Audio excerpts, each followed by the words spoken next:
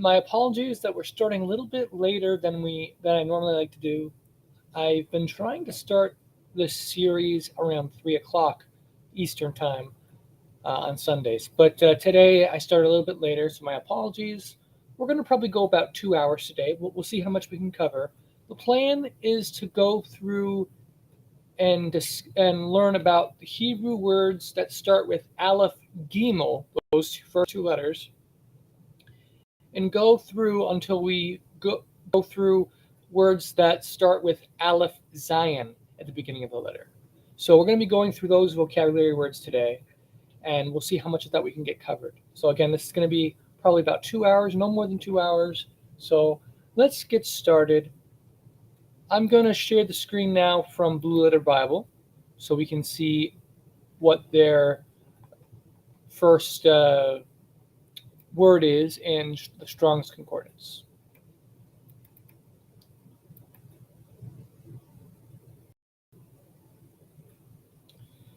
So here we have this first word, aga. They say it's of uncertain derivation. Now this is basically a name. So aga is a person's name, a man's name. So we're going to skip to the next one because names are often harder to determine their etymological origin. So let's go to the next word.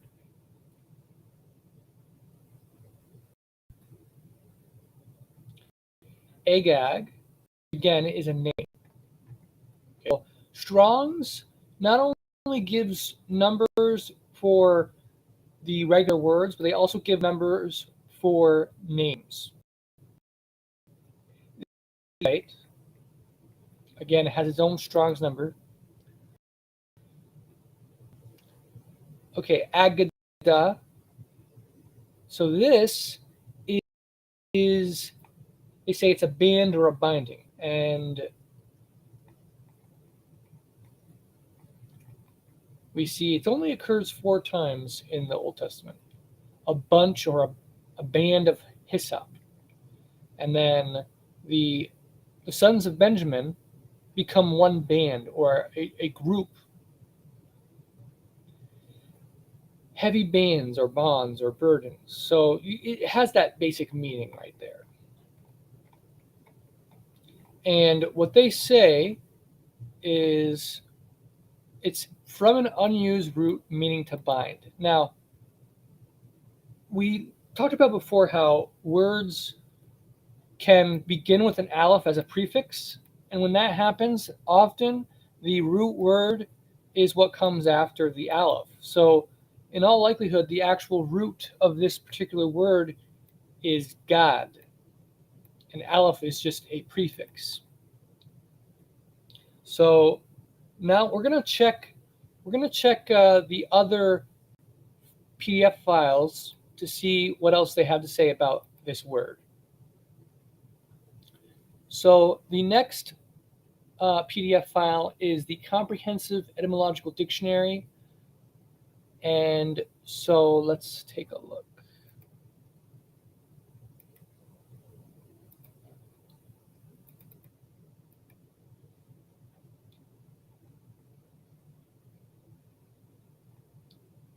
So here we have, let's zoom a little bit.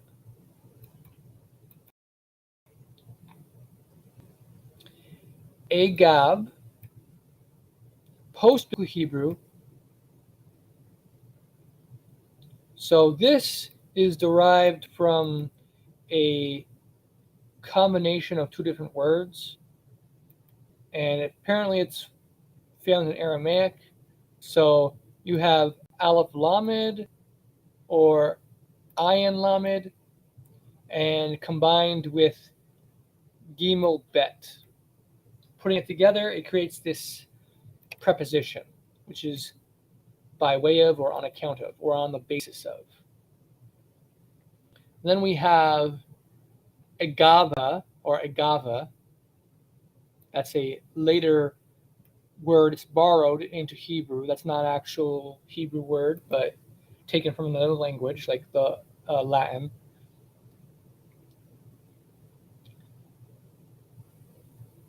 And then we have, let's see,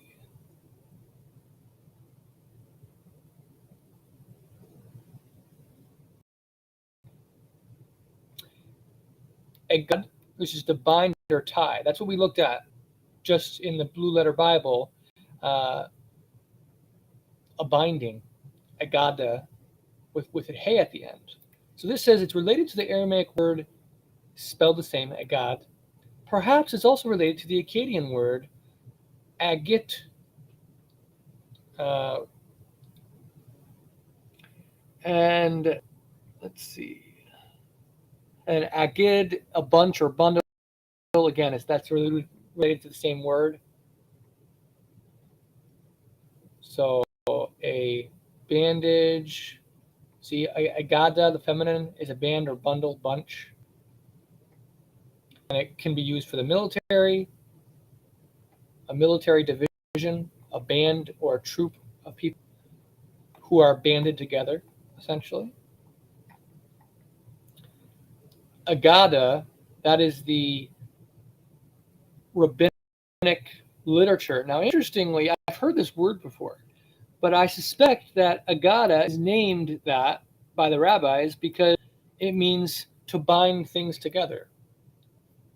That's actually, I'm curious about that. I'm going to take a look at what that means for the etymology. Agada.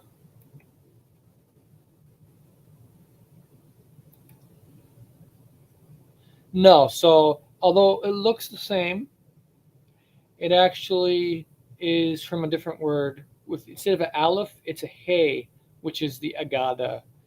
Um, it means to tell something. So okay,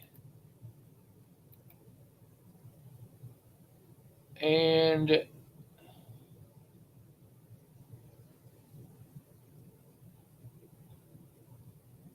okay, so I'm stopping there, and now let me look in the Akkadian file to see what we have.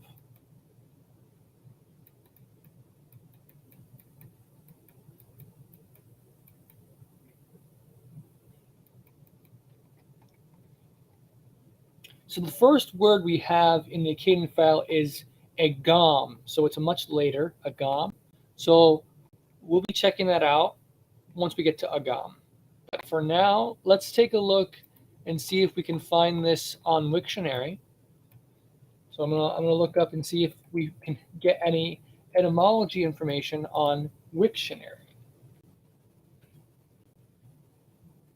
Let's see here.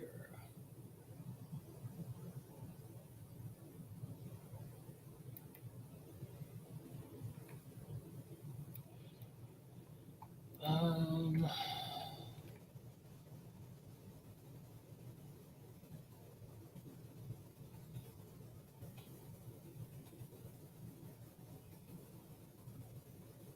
okay. So it's not showing the etymology there. I'm going to look at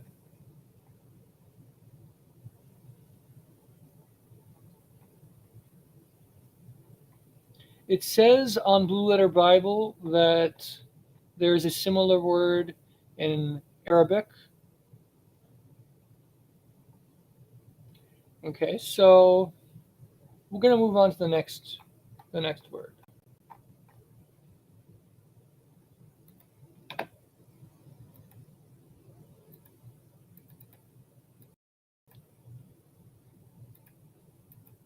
So going back to Blue Letter Bible. So the next word we have is eguz or egaz. Now this means it's a type of nuts, and they say it's probably of Persian origin.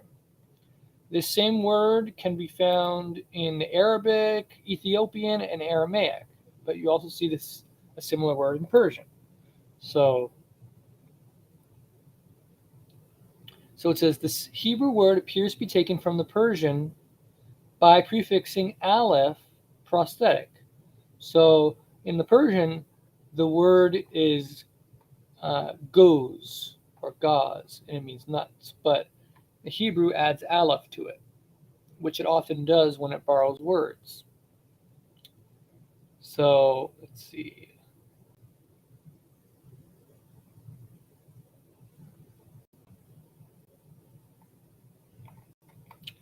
Okay, go to the next one. Agur or agar comes from the root agar without a wa. Now this is just someone's name. Now the root word means to gather something. So we're going to look at that later once we get to agar. So we'll skip this because it's a name. Agora means a payment, piece, or coin. So it's something to be gathered. So these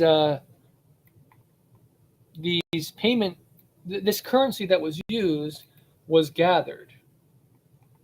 So, or collect. You know, like someone said to collect money, gather or collect. So collection. Like if you ever hear like when you owe money, it's called collections. It enters into collections if you owe money. So that you can't pay. You default on a debt, it enters into collections or gatherings. So you can see the financial language can be associated with gathering or collecting. A piece of silver or a collection of silver. So let's see, let's go to the next one.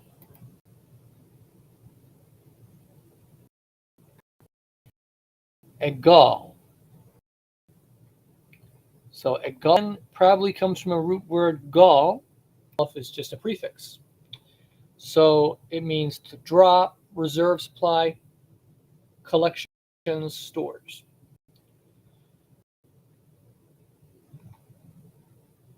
This is only one time, and it refers to drops of dew.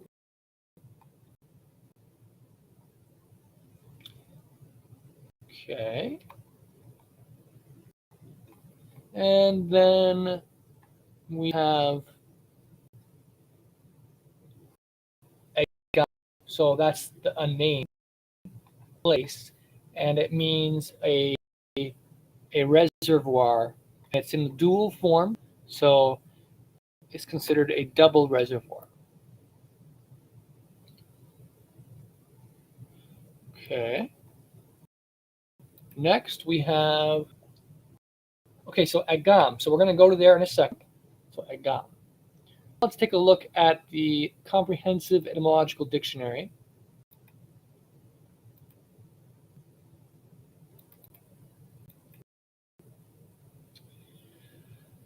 So here we have, once again, it's a modern word that's borrowed into, or a modern Hebrew word. It's not part of the Hebrew word. So it's taken from the Greek ego, or the Latin ego, meaning I, myself, and so it's ego. Egoism, again, this is a loan word into Hebrew. Egoist, once again, loan word. And this is also means egoist. So FW, by the way, FW means foreign word, borrowed from another language. God is bound, joined. A binding together is also a god with different vowel markings that they add to it. Association or society, again, it's a binding or a group together. Then we have agodal and godal. It says perhaps derived from gadal, which is the meaning large. So it would mean, referring to the thumb, it means the large finger. Let's see. Okay, egog. So here we have Aramaic. It has the aleph at the beginning. Also aleph mem. So amgaza, agaz, egaza. But Arabic does not have the aleph at the beginning. It just has gauze or jaws, and Ethiopian does not have the aleph at the beginning. It just has gauze. These words are probably borrowed from the Persian gauze, right here. So that's another corroboration of what was just said in Blue Letter Bible. And we have a bunch of other words that are related to nuts that are the same basic root. Gaza, then a gazi, saying someone's nutty or nut-like. Aguzit, a nut-like fruit. Okay, then we go back to the loan words, egotism. And I said we go back to the loan words. Obviously, this is a loan word from Persian, but it's whereas these are modern loan words. So it's important to make that distinction. So, okay, and then agam is what we're going to be talking about in just a second. Agam is this same word right here. But there's some other words here. Let's see. Agop.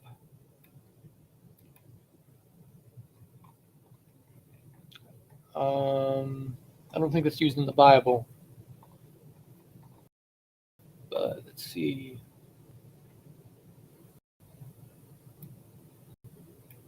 This is egocentric. This is the egocentric. And then egocentriot, which is egocentricity. Again, all these are loan words. So then agar, gathered together, collected, amassed, accumulated, hoarded. Agar, same letters but different vowel markings.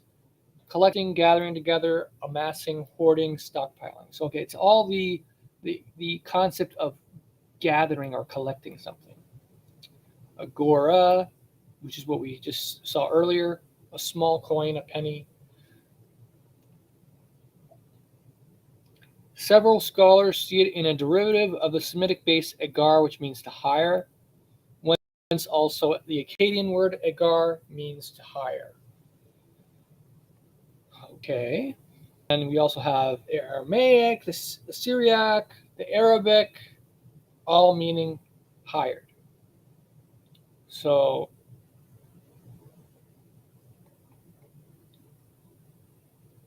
agida is binding or tying. Agid is gill.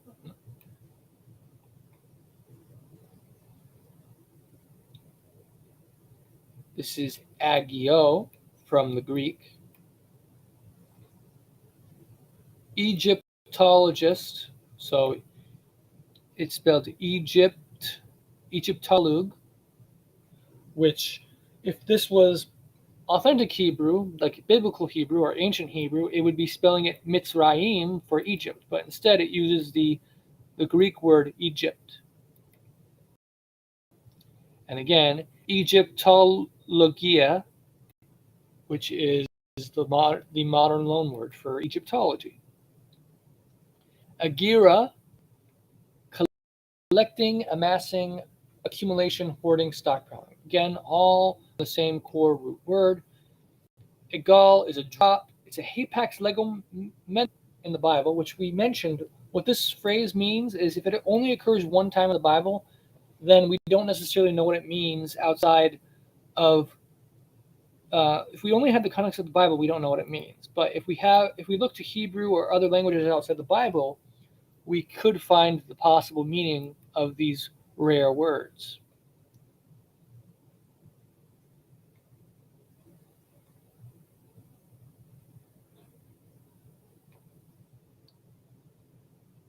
And they have it here in Isaiah, Egam, spelled with an Aleph, they say is an actual misspelling. It should be ayin. Okay, so let's see. And Agam is the lake. So we're going to do that in just a second. But let's take a look at. I'm going to check and see what Wiktionary has to say about the nut.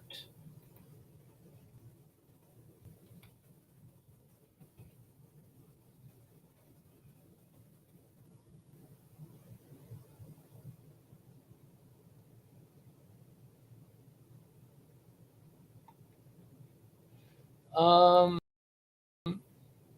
so Wiktionary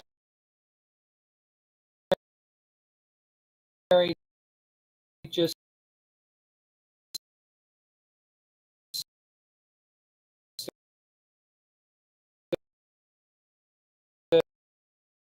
says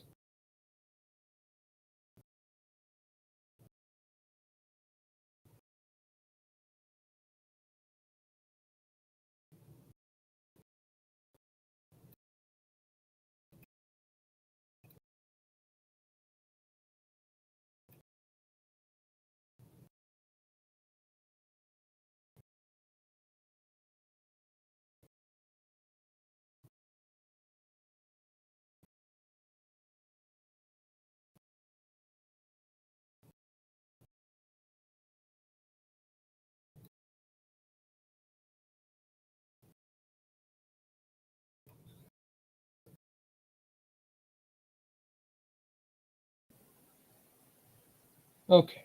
Now it's finally working.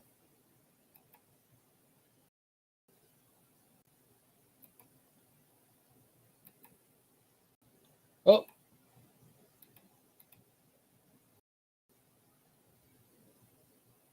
all right. Hold on. All right. Here we go.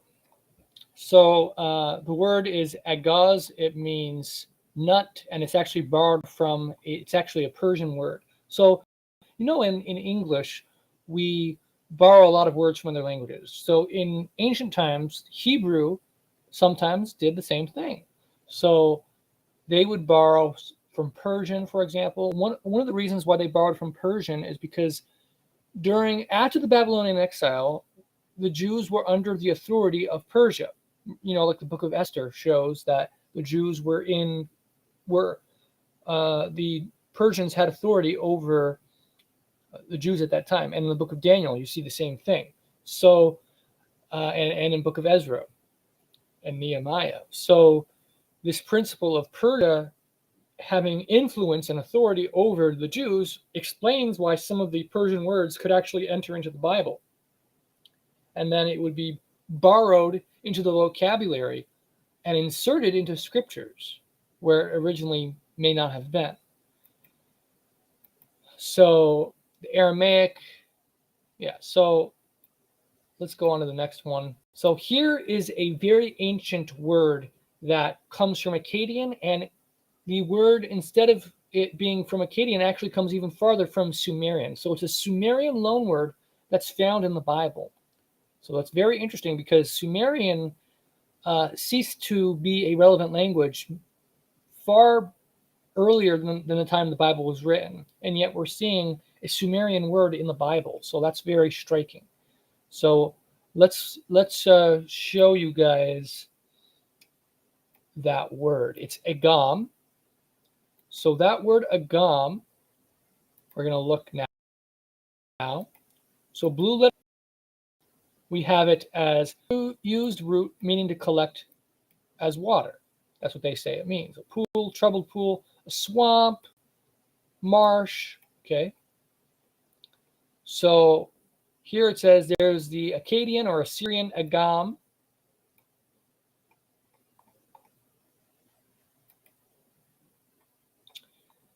That's all you see here.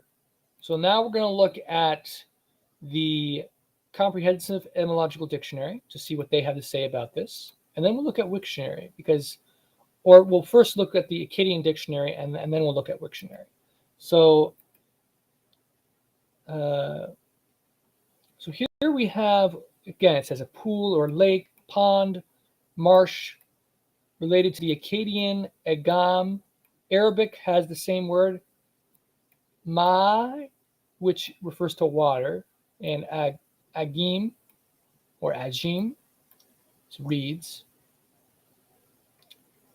And then it's also can be used as a verb to impound water into a lake.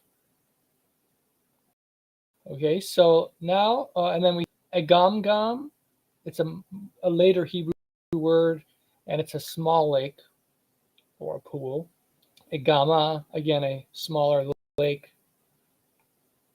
Agamon, So it's taking the same root and changing it up a little bit by different endings, but it's the same basic word. Just like in English, we take the core root and we add different endings to give it a little bit of a different nuance. Okay, so with that said, now we're going to look at the Akkadian PDF file. So the Akkadian word file, let me zoom in. So here we have Agam. It's found in Old Babylonian dialect of Akkadian and onward. And it comes from Sumerian Agam, and it means marsh. It says, while Hebrew Agam mainly means pool or pond, the word is employed at least once meaning swamp, reed, or marsh. And the original meaning is marsh. So now we're going to look at Wiktionary, because Wiktionary shows us the origin of this, and it's very fascinating to see that it actually comes from Sumerian, and it's not a Hebrew word at all.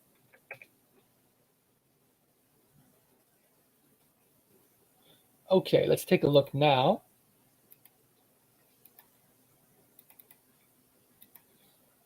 Oops, wrong. Sorry, my bad. That's not.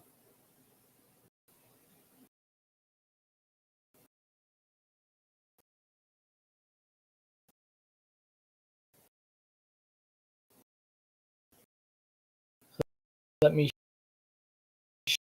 share.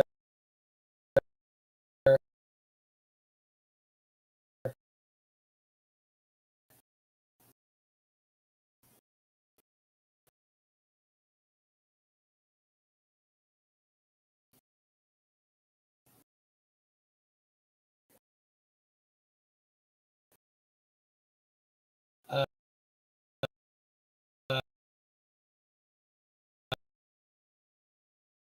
uh, Wiktionary.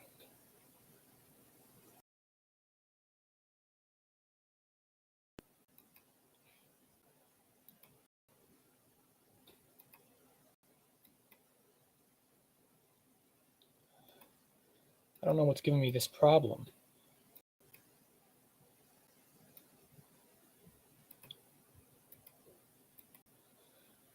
We had 4 people watching, and then because of my issues, we lost the viewers. So it's frustrating. But so we'll take a look here.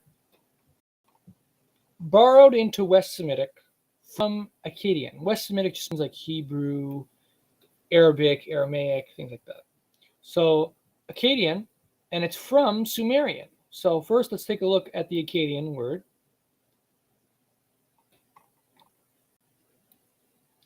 Okay, so it's borrowed from Sumerian. So again, we see it marsh, lagoon. So there's different ways of spelling it. A logogram is Agam, and this is Agam, and here we have a different word as well. And then we have the phonetic spelling, where you spell it with the syllables.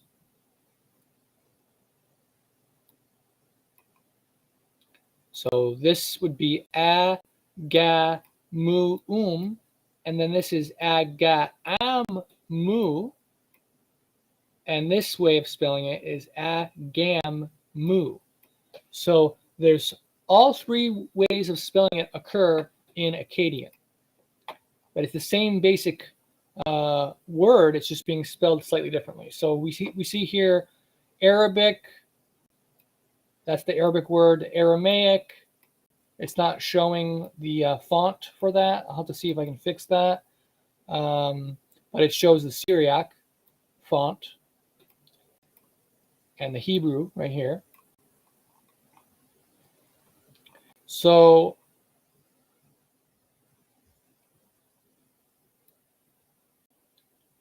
we'll take a look here at the spelling.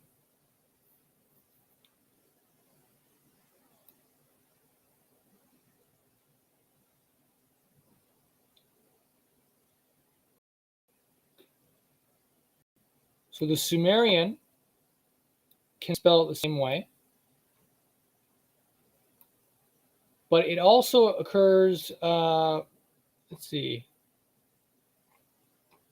Oh yeah, it's on the same page. So there's three signs in this. The signs are from the Sumerian, and they're the sign or word a. The second word is ga, and the third word is a. So let's take a look at what these words mean. So a in Sumerian is water. Then this second word, let's see what that is. Ga, to bring or carry.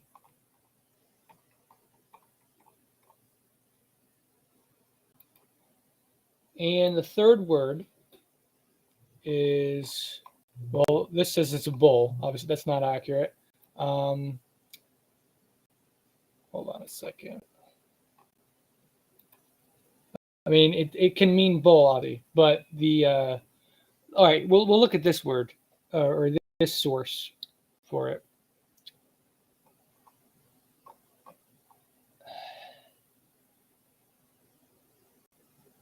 It basically comes from two different words in the Sumerian: water and gam.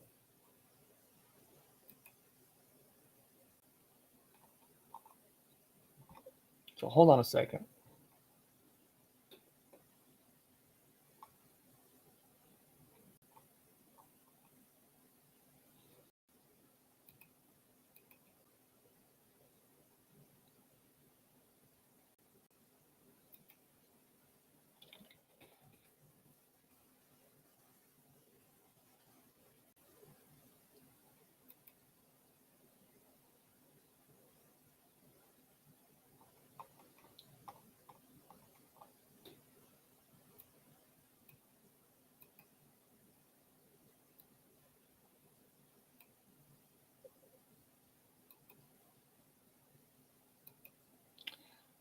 Shalom, One John. Thank you for watching. I'm going a little bit slow because, first of all, my browser is acting up, but also the Akkadian and Sumerian can be difficult to comprehend sometimes, especially if not all the information is always on the website. So, but the thing here to emphasize is that it's unlikely that this word is not from Sumerian, considering the fact that the word literally means a pool of water. And the Sumerian word, when you put it in Sumerian, the first word of it is water.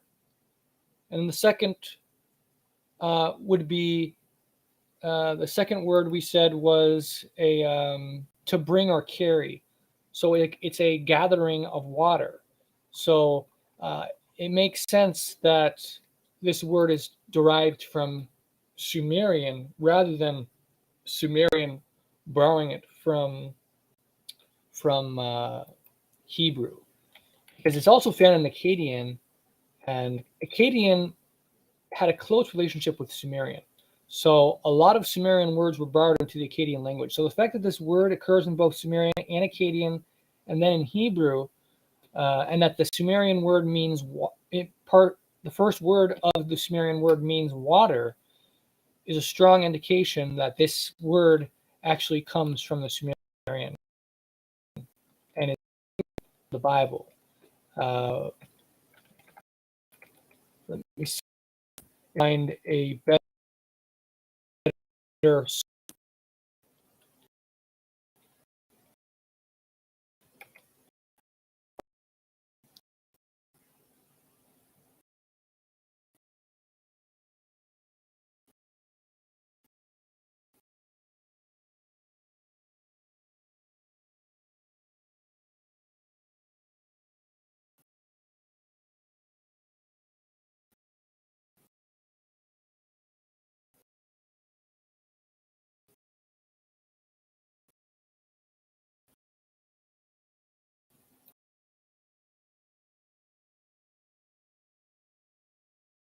bunch of tabs, so hopefully that's going to help. So let me see here. Okay, here we got something. This is what we want. So let me share the screen for you guys. So this is a Sumerian PDF file. So this is Sumerian lexicon. So we're going to look here, and it's going to say, let's see. Okay, so hold on.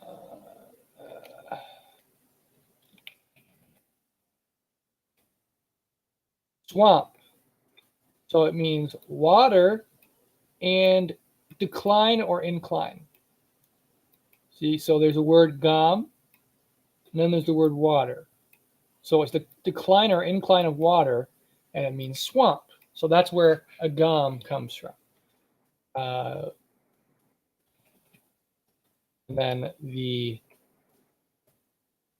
this word, it says probably an Akkadian loanword. That's because so the Akkadians borrowed it from the Sumerians, and then the Sumerians borrowed it back into Sumerian from the Akkadians. So that's what it's saying. So anyways, so the fact that this word matches so strikingly with, like another example is the word for Eden. So you know the Garden of Eden? Well, guess what? The word Eden refers to a plain or grazing land between two long rivers. And so the word means, it comes from the first word, ed, is to send forth, and in, straw. So, and then it's used in Sumerian to mean a plain in general, or a steppe, with spelled S-T-E-P-P-E. So this is a clear indication that the Hebrew word Eden comes from Sumerian. It's not a Hebrew word at all. It's a Sumerian word. So the Garden of Eden, it wasn't named Eden in the beginning. It was named something else in a different language. But so this comes from Sumerian, Eden. And then you have, in the Bible, the word for temple is hekal. Hekal. So we have for hekal, let's see, where is it? Well, we'll look at hekal.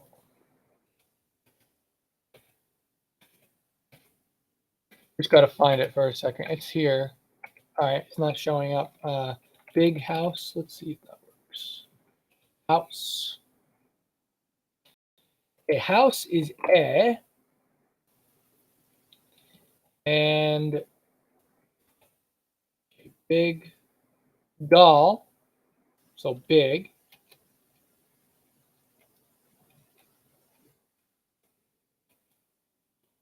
Big house. We're going to cover temple when we come to that Hebrew word hekal, because that's another striking word that comes from Sumerian. So the word in Hebrew means temple, and the word in Sumerian comes from two words and means big house. And the word for temple in the normal word for temple in Hebrew is the word bet or bayet, which means house. So in ancient times, a temple was called a house. It was a divine house. And so the fact that this word is spelled in Sumerian, big house, is what it means, clearly proves that it's a Sumerian word.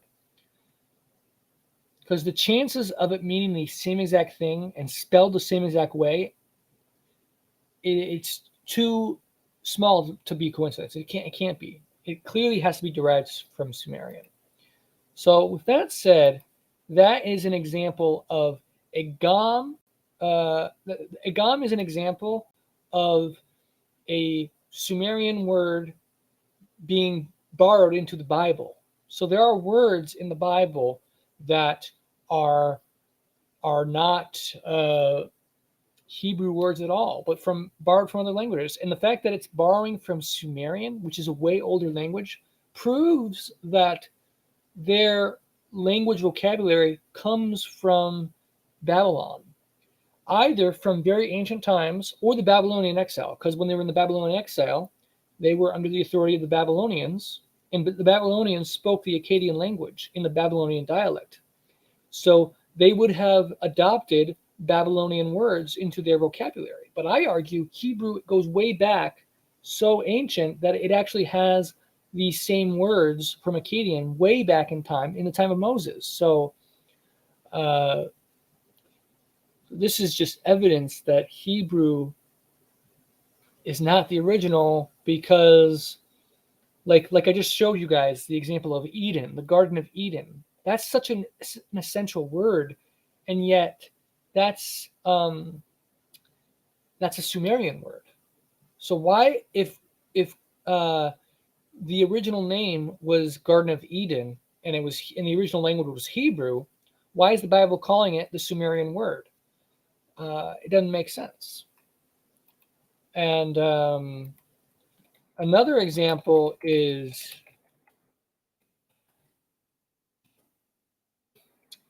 for the word for Sabbath.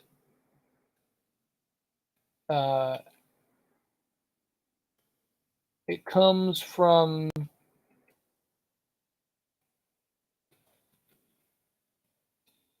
there's a word it's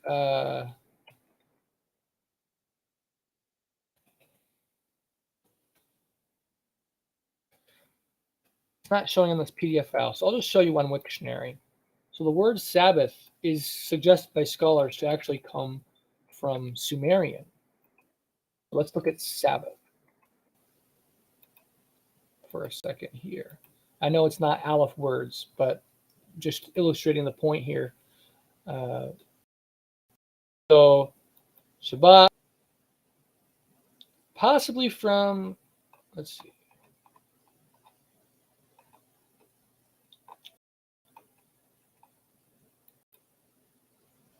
No, so let me go back. Hold on, because it just showed it on the other page. So it says right here, possibly from the Sumerian Sabat,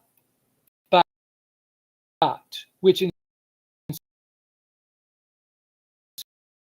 Sumerian means mid-rest. What are the odds that the same spelling Sabat would mean rest, but in the Sumerian, it's made up of two different words. First word mid and the second word rest.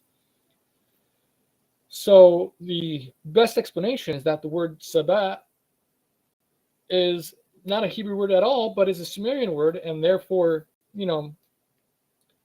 God said he made the Sabbath holy day. But if Hebrew was the original language, it wouldn't have used the Sumerian word for the seventh day. It would have used a different word for the rest day. So just one of the many examples where how can Hebrew be the original language when it's using these Sumerian words in like the ancient account? Garden of Eden. Eden is a Sumerian word. And then you have things like we talked about in the Pagan Origins series, where it says that Eve was taken from Adam's rib and formed into a woman. Now, what does Eve mean? Eve means life. It's the Hebrew word life. But let's take a look for a second here at Wikipedia article for the story of Adam and Eve, and how it seems to actually be derived from a Sumerian story, which has a play on words with the word for life and the word for rib. So let me show you guys.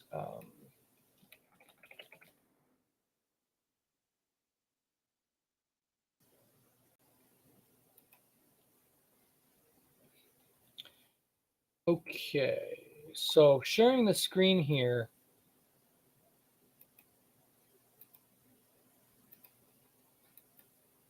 So take a look at this. So it says the word rib is a pun in Sumerian. The word tea, the Sumerian word tea, can mean both rib and life. So what are the odds that the Sumerian preserves this pun and the Bible doesn't preserve this pun? And yet this story occurs in the Bible that life was taken from the rib of Adam. So if this was being told in Sumerian, it'd be saying that tea or life was taken from the tea or rib of Adam. So you know this these Sumerian puns in the creation account, or not puns, but Sumerian words being used. You have Eden, Sabbath, and the word for rib.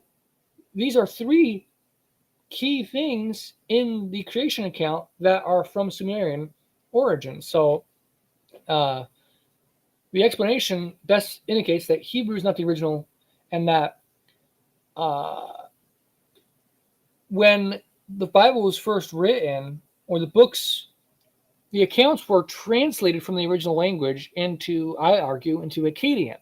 And so Akkadian had Sumerian words.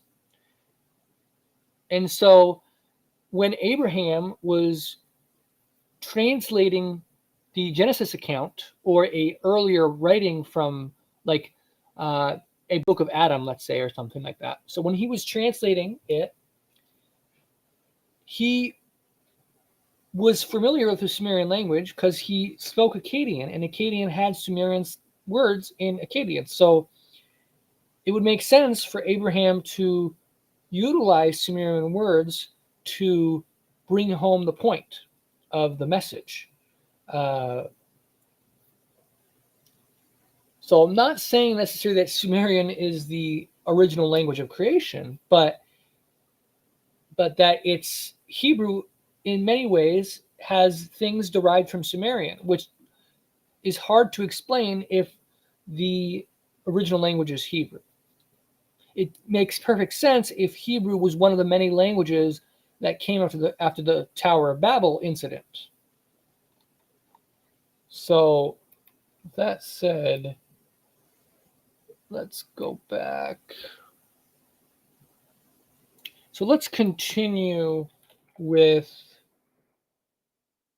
our overview of the words of Hebrew. I had closed Blue Letter Bible because my browser was giving me problems, but let me bring it back up and we'll continue from where we left off.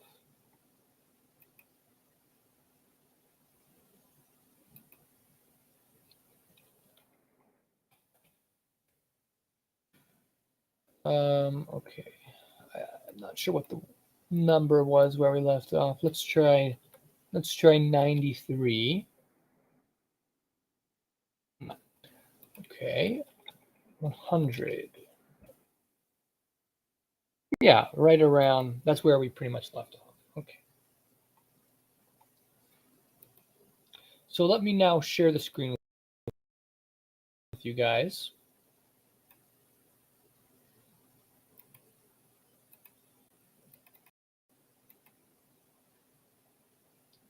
So we have, that's what we were just talking about, agam.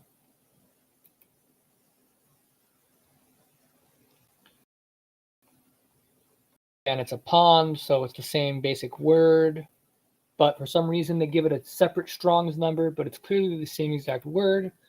That's annoying when they scholars do that. They assign different words, strong numbers to the same exact word. So here we have agamon. It has the own ending, which we talked about before. The own ending gives it like the most meaning. So in this case, it refers to a rush or reed. And rush comes from marsh. So it says a marshy pool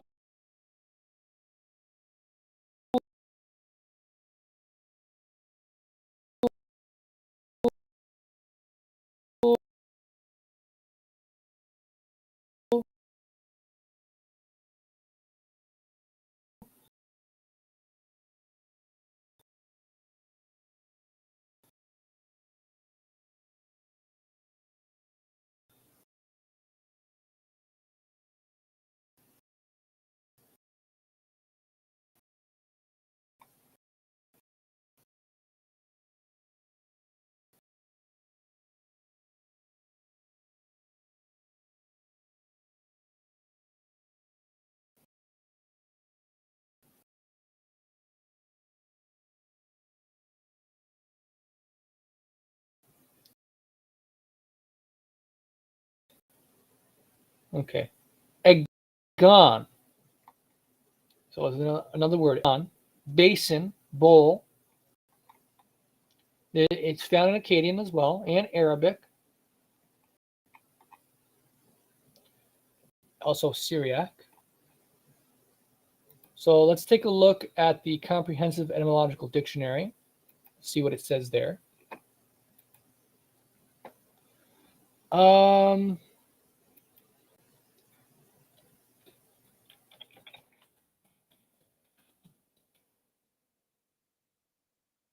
Okay, it's back. All right, good. Thank you.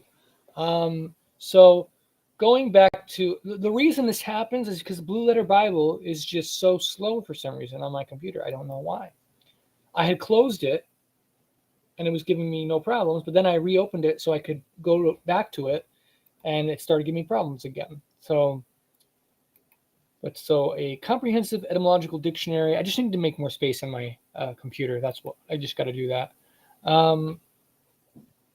So these are all again related to lake terminology. Agon, we have basin bowl. So it's Aramaic, Syriac, Ugaritic, the Akkadian, Arabic. So these are all clearly the same word. Agon, rim of a vessel.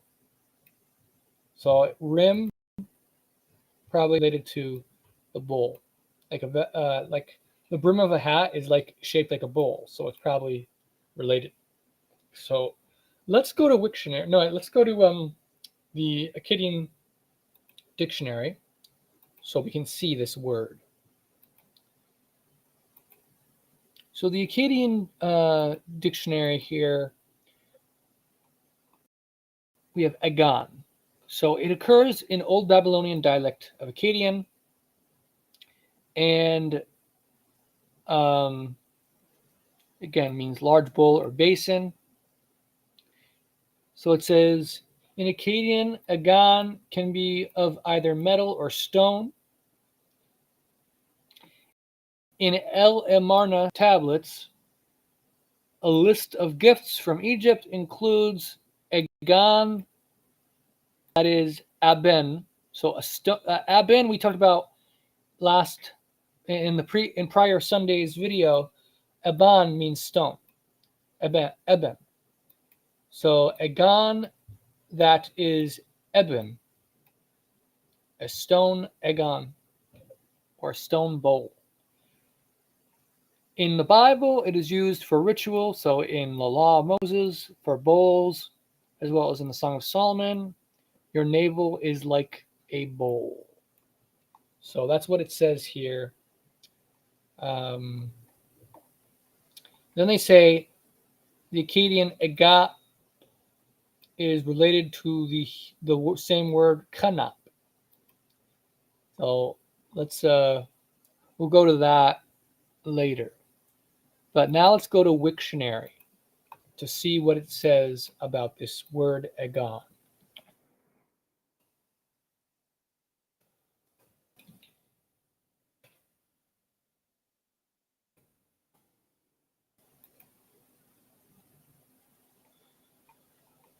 Oh man, it's not showing the Akkadian. That's annoying.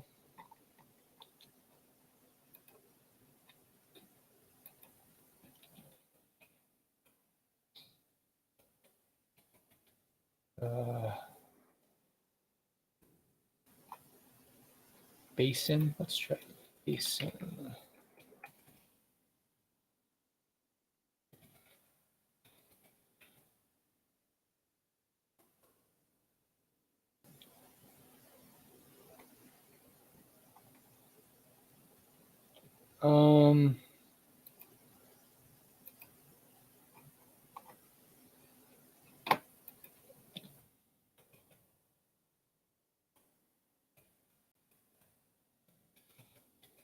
Okay, so I'm not finding what I'm looking for here.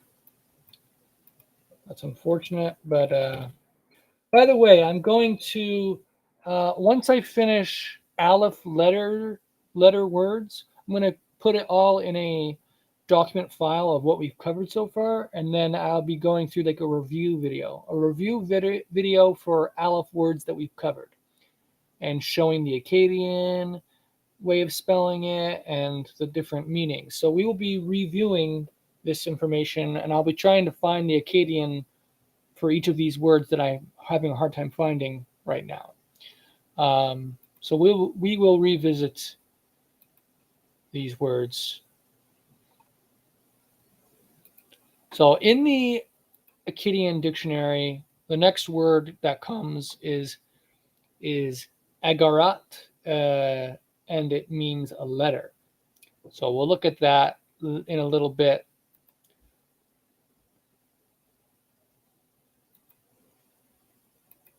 We're going to go back to Blue Letter Bible.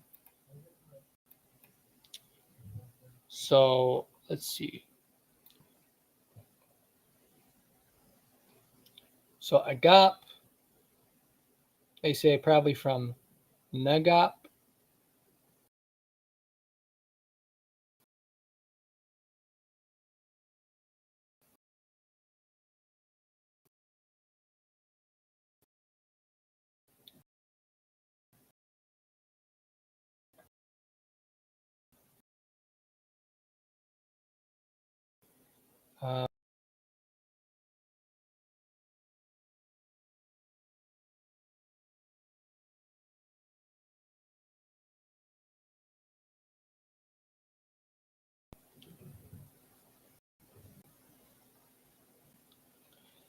We talked about this earlier. Agar,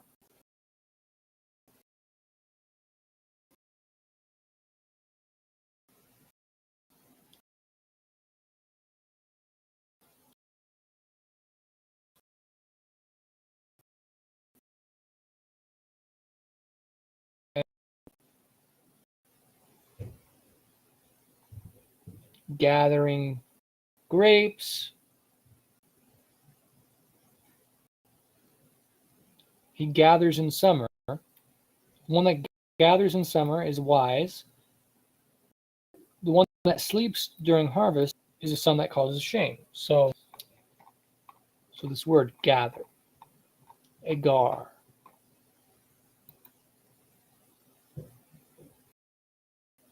Agara. Okay, that means left. So that's right. That's why we were talking about. The Akkadian has that same word. This is not a Hebrew word. So this is a loan word, and they say it's of Persian origin. So the Akkadian has this as well, but again, it's of Persian origin, this word. And it only occurs in the later books of the Bible, by the way. It doesn't occur in the earlier books. Bartal, they say it's not clear what that word, the etymology is. Could be Persian or a Semitic word. Wait, Kartala, it says, is possibly a Persian or Semitic loan word.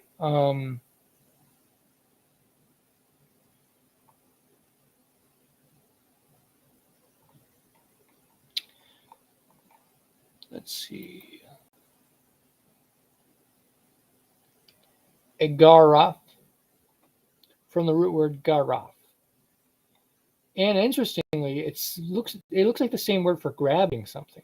GRP, garab, and it means grasp. So grab, grasp, kind of interesting. And it's translated in the Bible as fist. So if one smites another with stone or with fist, then to smite with the fist of wickedness. Okay.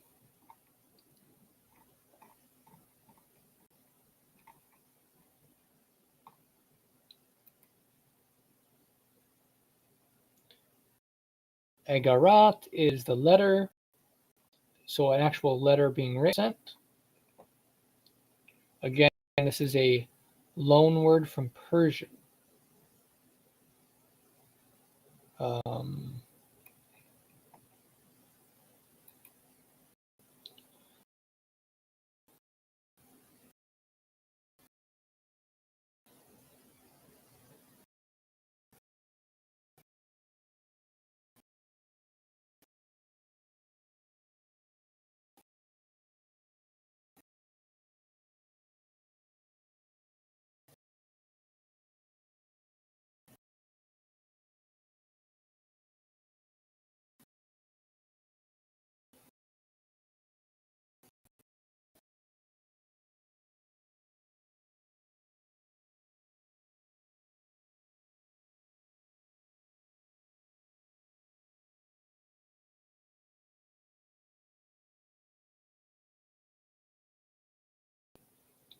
Sorry about the connection issues. Blue Letter Bible really gives me the problems. So, do you think...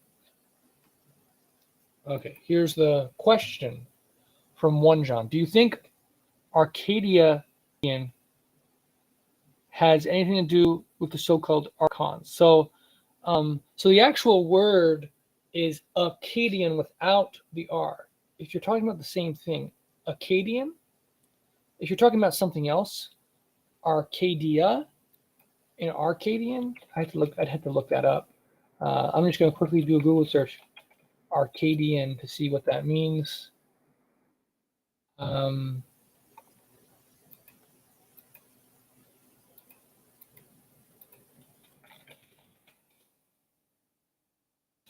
Akkadian says there's a place called Arcadia. So it's a place in Greece. So it's important to note that although it sounds like the same thing, like it sounds similar to Akkadian, it's not the same thing. They're completely unrelated words. It says here that the region is named after the son of Zeus, Arcas. So Arcas, and then the place is named Arcad. But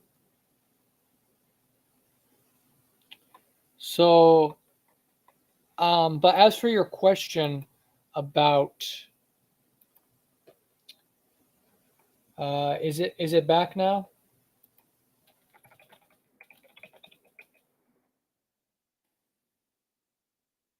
Sorry about the audio.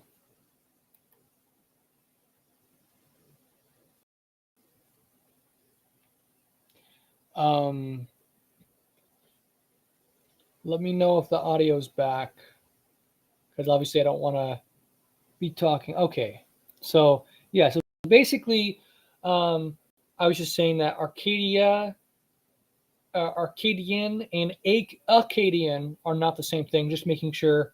I don't know if that's what you were saying or not, but I just wanted to clarify that they're different.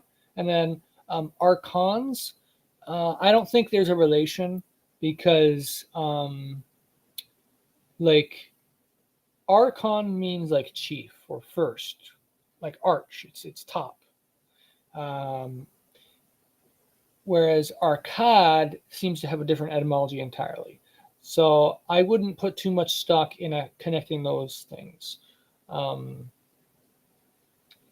By the way, this is going to be down the road, but I do plan to do an interesting series about Gnosticism and showing the things in Gnosticism can be agreed with to be true, that I believe should be agreed with in Gnosticism, and then seeing the origins of Gnosticism, like where it comes from and why it came about. And interestingly, I accept Paul's letters as authentic, truth. But if you look closely, a lot of his letters use Gnostic words. So it's interesting to see, how would the Gnostics have interpreted Paul's letters? They probably would have focused on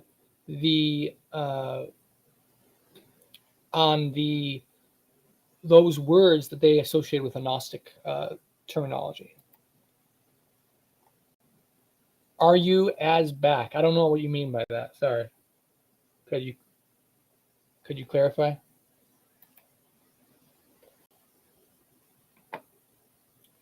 But anyways, while I'm waiting for you to clarify what you mean, we're going to go on to the comprehensive.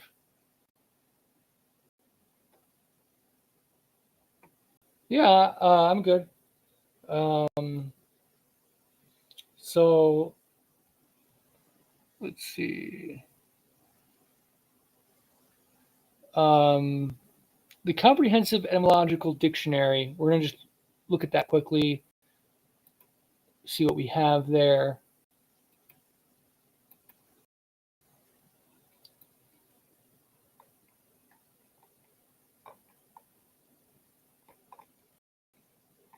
So we left off down here.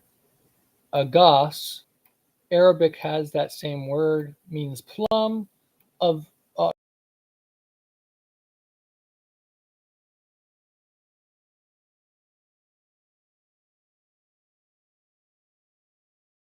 mean plum.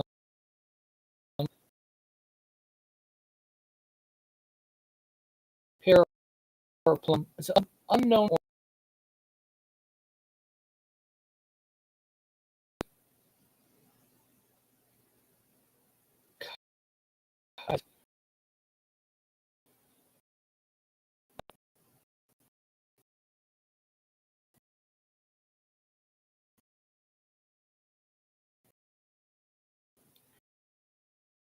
Akkadian, Aga, especially later Akkadian, is a long time period.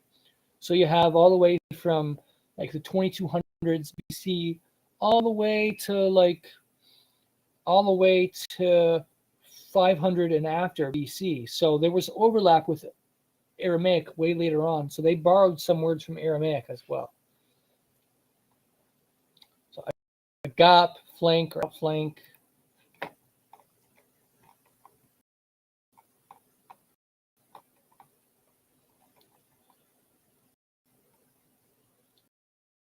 Okay, so Agar, gather, with no equivalents in the other Semitic languages. Interesting. So they say Arabic and all these other languages don't have a similar word, supposedly. That's what they claim. Roof, post-biblical Hebrew, possibly borrowed from Akkadian, Agar, which is side.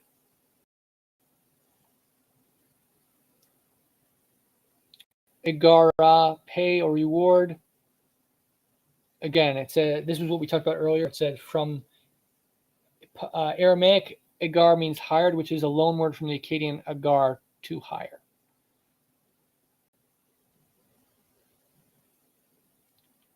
Aggregate, that's a loan word from Latin. Agara is a fee for government and municipal services in Israel. Okay, Agaron is a letter writer. Agaron, also a glossary or a lexicon. That's a modern Hebrew word. Agronomist, so agronome, again, a loan word. Agronomon, once again, a loan word from Greek. Agronomy,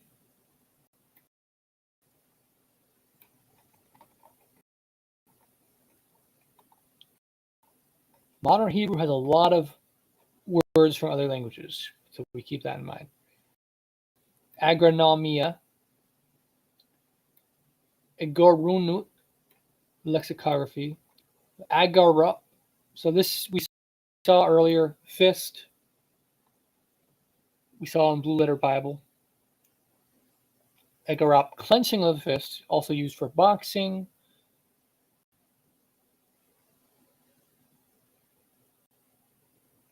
Yeah, again, another loan word.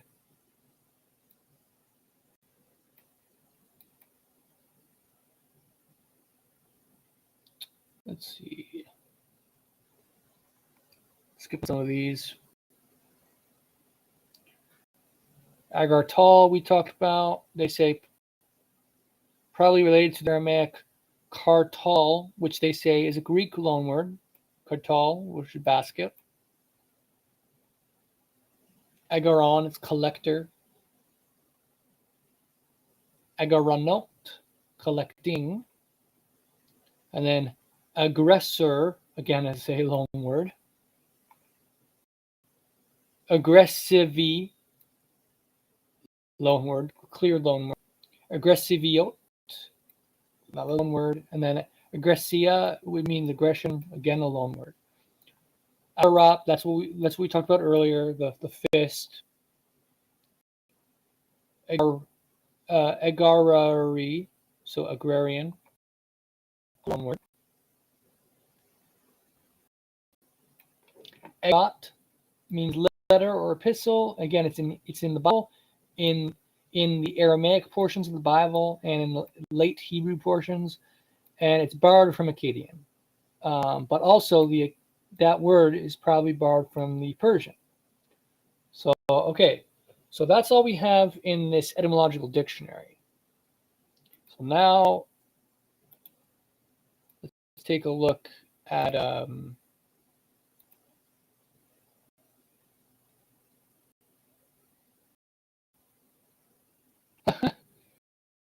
yeah, Google Voice is annoying.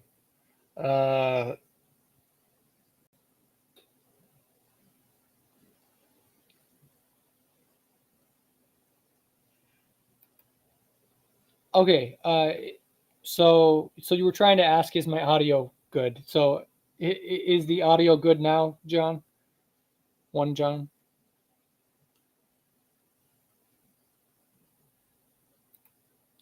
I only saw your message now.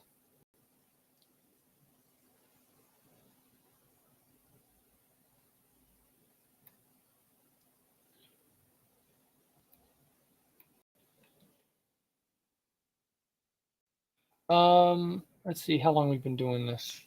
Okay, we're gonna keep going.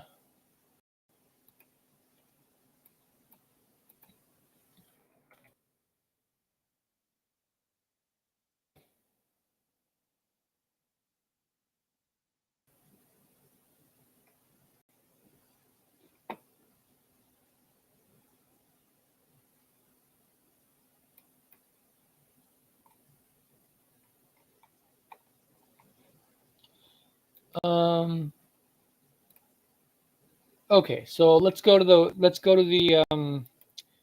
Akkadian dictionary one. Whoops.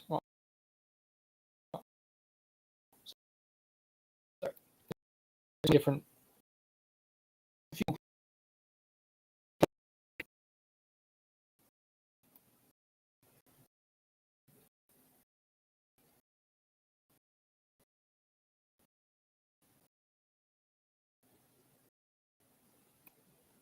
Hold on a second.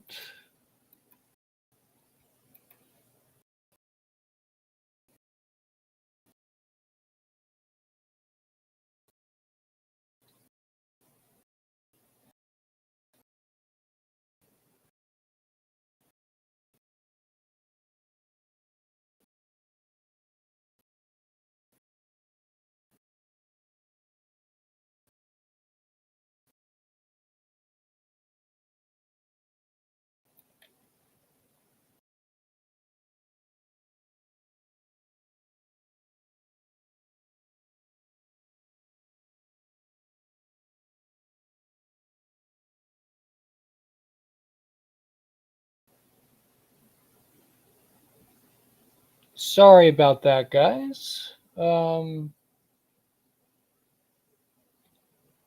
apologies.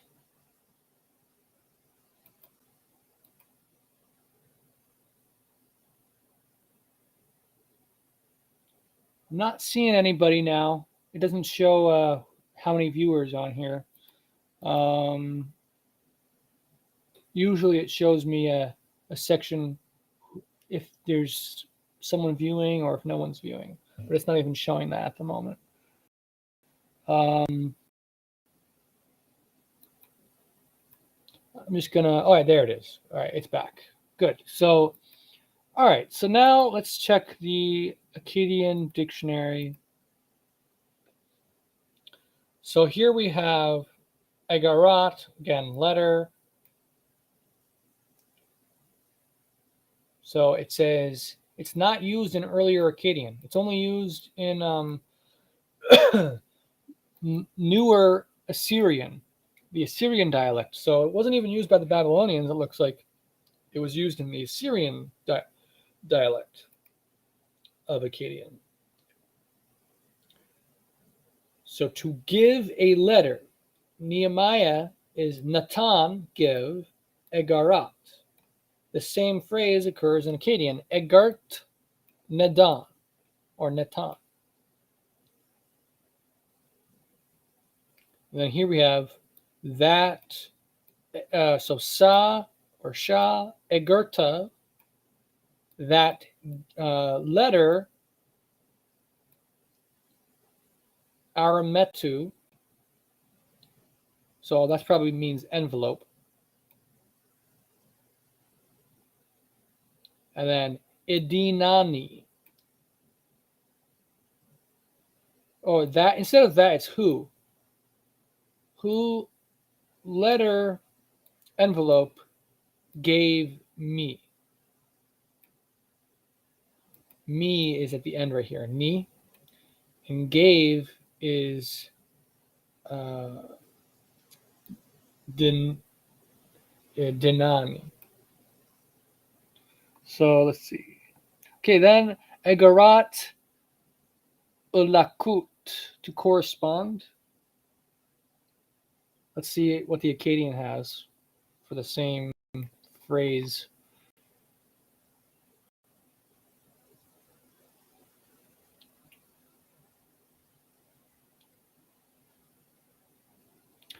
Egar tiem hikolot o tobia wa asher la tobia baot aliyem. So we'll translate this for a second. So Egartiem is letter of them, or letters of them, were sent, or this is the same word for walk or to progress, were sent out or walked out. But yes, basically delivered, sent upon. This word is upon Tobia or Tobiah and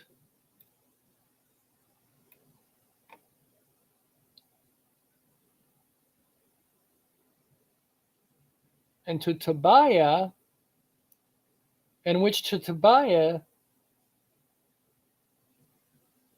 it went out or came out unto them.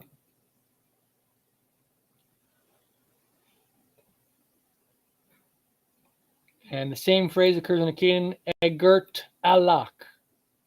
So a letter sent out or walked out. To open a letter, patah egarat, that's the Hebrew, that's in Nehemiah.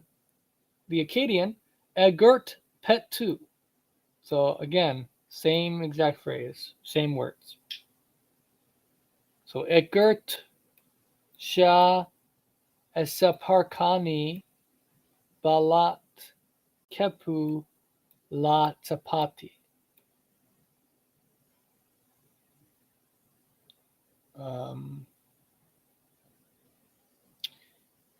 The petu, I think petu is the pati word. Let's see. So here we have sala or shala egarat, to send a letter. So the Akkadian has a similar word, but instead of shala, it's shapar. So shapar means to send out. In Akkadian, to write a letter, katav egarat. Akkadian does not have katav as a word to mean write. Instead, they have a word shatar, meaning to write. Now, the reason they do not have the same word is because in Akkadian, they wrote it on tablets. In Hebrew, they wrote it on scrolls. So it's a very important distinction. So the word to write applies to scrolls, but that concept didn't exist in ancient Akkadian. The idea of writing something on a scroll had there was no concept of that in Akkadian originally. So it makes sense that they wouldn't have the same word to write something down because it's using a different process to write down. For example, you know the English word type, Type. That means to write something on a computer, right? if you're writing a book on a computer, you would say you're typing it. But that word type didn't mean write in ancient times, right? So in the same way, the word katav means to write on a scroll. It's a special type of like ink or something. But you didn't use ink to write on tablets. You actually carved into the tablets, into the clay itself. So that's why it's using a different word.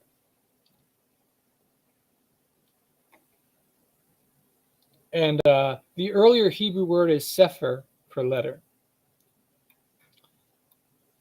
This is a very much later word, egarat. It occurs only in the late books of the Bible, Nehemiah, Esther. Supposedly Chronicles is a later book, according to scholars. I would contest that. I would argue that the word was added by scribes into the book, and that it wasn't part of the original book. But at any rate, late words are used in Chronicles a lot. Late Hebrew is used. So that's why scholars think Chronicles is a later book, because it has a lot of later Hebrew forms. But in the Dead Sea Scrolls, a lot of the same books of the Bible use later Hebrew forms in the Dead Sea Scrolls. So it proves that just because our copies of Chronicles have late Hebrew forms doesn't mean that was the only Hebrew copy. There might have been an earlier Hebrew copy that did not have the late Hebrew forms. So this is Aleph Dalet. But so before we do that, I'm just going to check the Wiktionary for Agarat to see if they say it comes from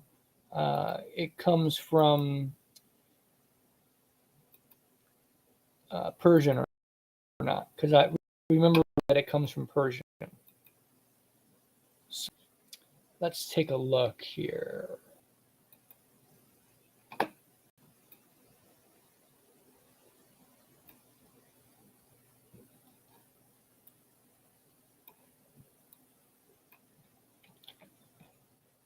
All right, Agarat. Let's see if that gives us anything.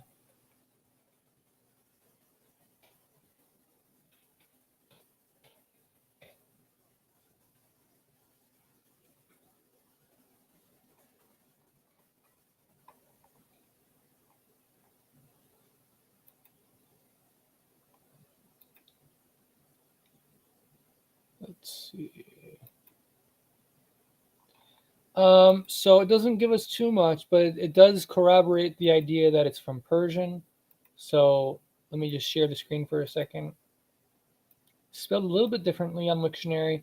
It says, perhaps borrowed from Aramaic.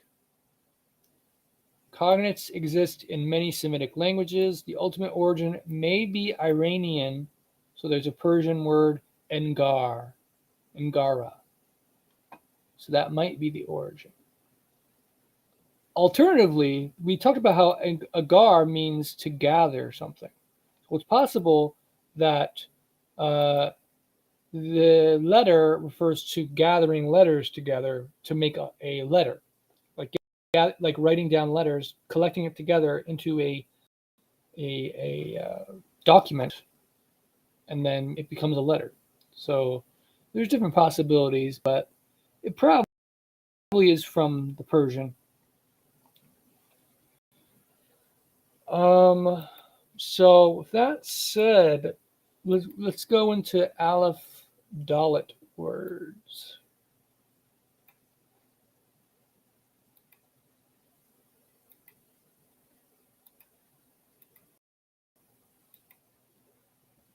So Aleph Dalet, they say, means mist, fog or mist.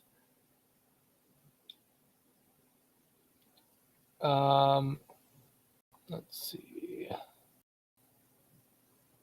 So Arabic has a similar word. In Genesis, there went up a mist from the earth. Vapor in the book of Job. Vapor. So from the same root as Aleph Wa Dalet. They say supposedly that's from the same root. I'm not sure if that's true.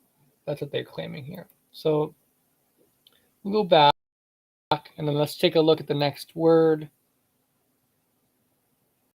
Okay, the next word is a completely different word. So we'll stop there for now, and let's go to the Comprehensive Etymological Dictionary. Okay, the first is vapor or gas. It's probably a loan word from Akkadian ed, flood, inundation. Some scholars connect it with the Arabic iyad, mist.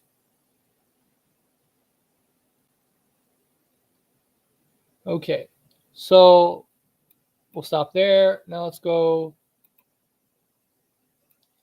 let's look at the Akkadian dictionary.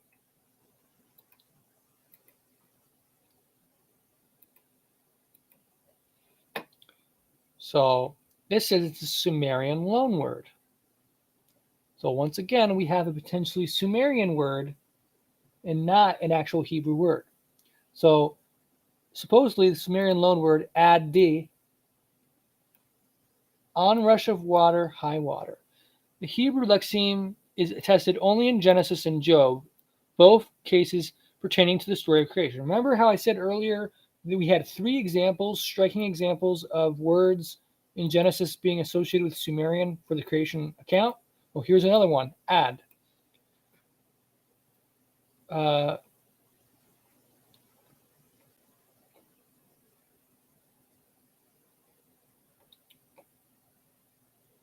let's see here.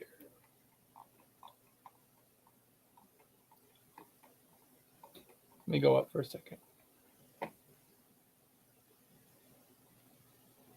Okay, so that's all I say for that. Let's look it up on Wiktionary, see if it gives us anything good about it.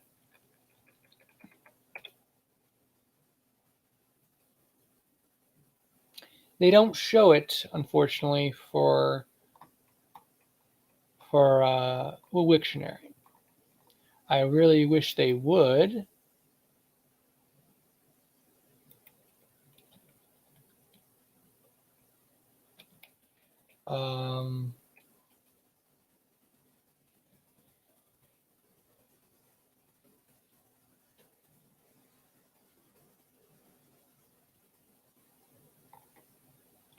One second here.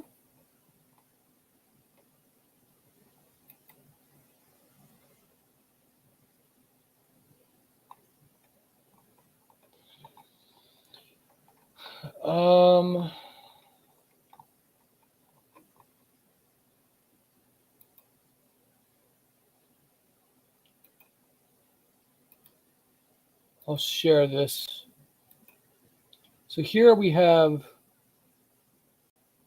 Adia, what it was saying on the other page, a flooding or a flood season.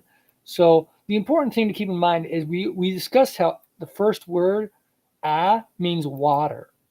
So the fact that once again it's being associated with water, mist. So means water in a Sumerian. So so the similarity of the Sumerian word water with this word suggests a Sumerian.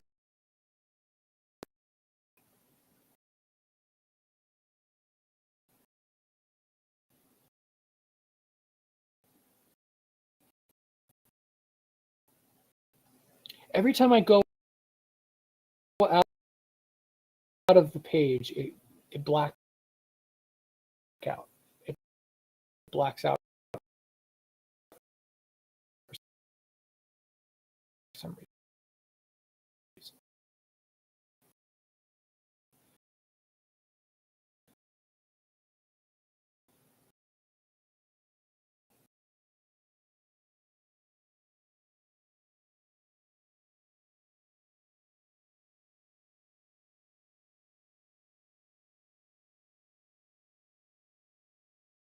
Adab.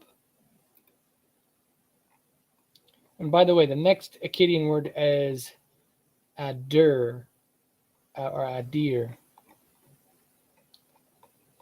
in the Akkadian dictionary. and Adar. So that's much later. So now let's just take a look here at Adab. So to grieve or to cause grief, it only occurs one time in the Bible.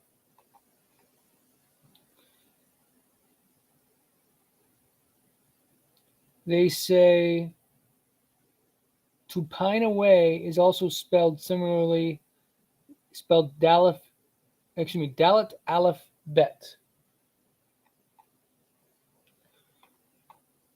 Let's see here.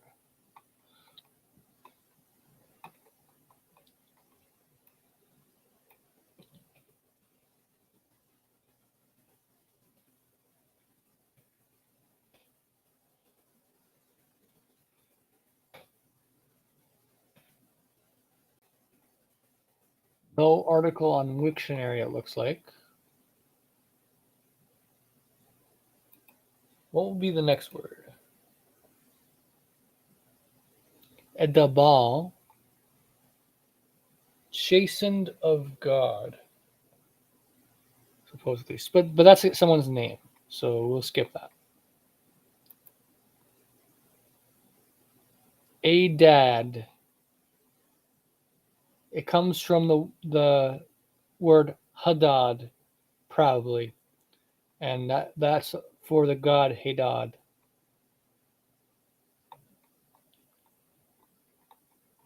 But it's used as a person's name.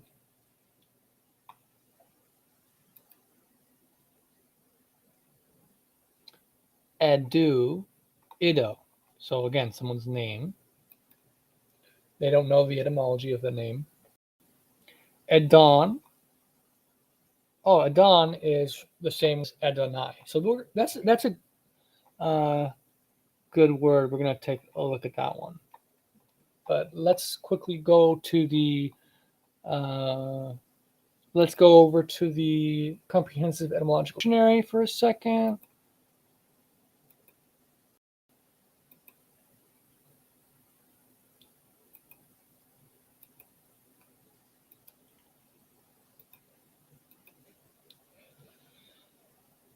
Okay, so then we have adopt, so grieve, we just talked about.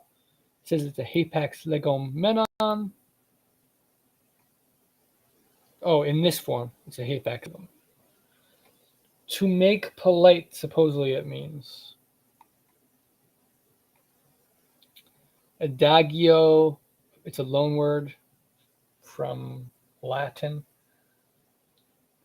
Adda, to bring about, to cause. Adda, to evaporate or to evaporate, so from mist or vapor. Adeki,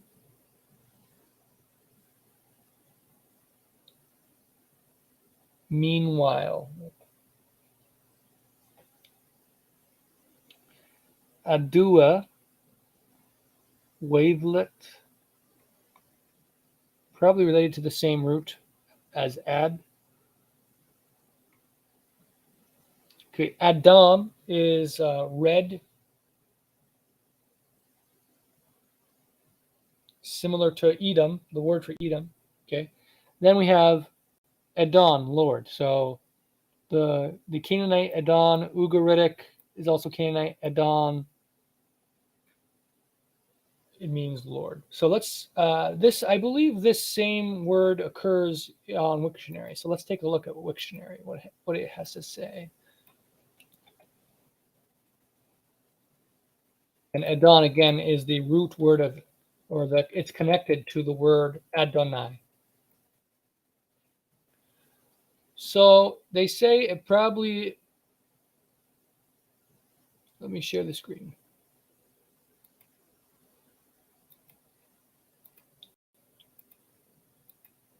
They say Ugaritic Adat. They say that means lady, Adat. But all in Canaanite or Paleo Hebrew, Phoenician, It's spelled with Paleo Hebrew letters. Adon means Lord.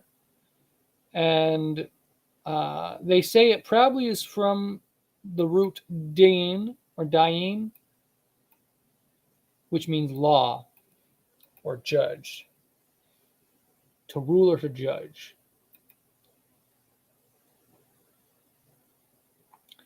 So the idea is Aleph is added to at the beginning of it, makes it into a when you add Aleph, it changes the meaning a little bit, but it keeps the core root. So the root of Adon would be Dalet Nun. So a judge, which makes sense because a lord, it has authority to judge others. So that's probably what Adon means, a authority to rule over, which is why you see like God of gods, Lord of lords, King of kings. It has a similar meaning of ruling over something. So that's what Adon means. But apparently, it's not showing. I don't know if it's in Arabic or not. Let's take a look if we see it in Arabic. Does it say anything?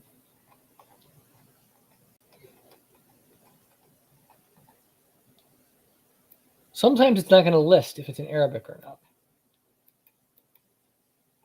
The best way to find out if it's in Arabic would be to go through the Arabic dictionary sometime and look through it. There is an Arabic form. It shows.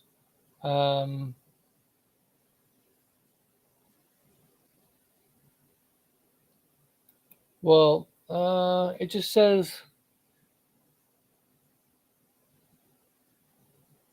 Yeah, so it does show Adon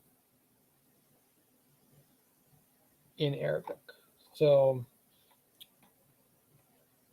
all right. Let's go to the next word. I think we're not going to do Aleph Zion words today. We're going to see if we're going to do everything up to Zion, because the next letters after Dalet, there's barely any words. So, okay, this is also Adon. This is someone's name. So see, they went up also from Tel Mela, Tel Haresha, Cherub, Adon, and Immer. So Adon apparently is someone's name here. Spelled the same exact way, though, as Lord. Next, we have Adorim. This is a city place. Okay, so they say it comes from Adar.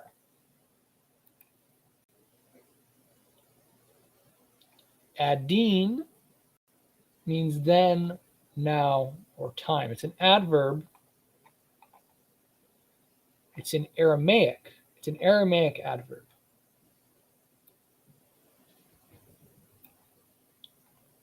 The biblical Hebrew form apparently is as with a Zion. So the Aramaic changes it from a Zion to a Dalet. The Hebrew preserves it as Zion.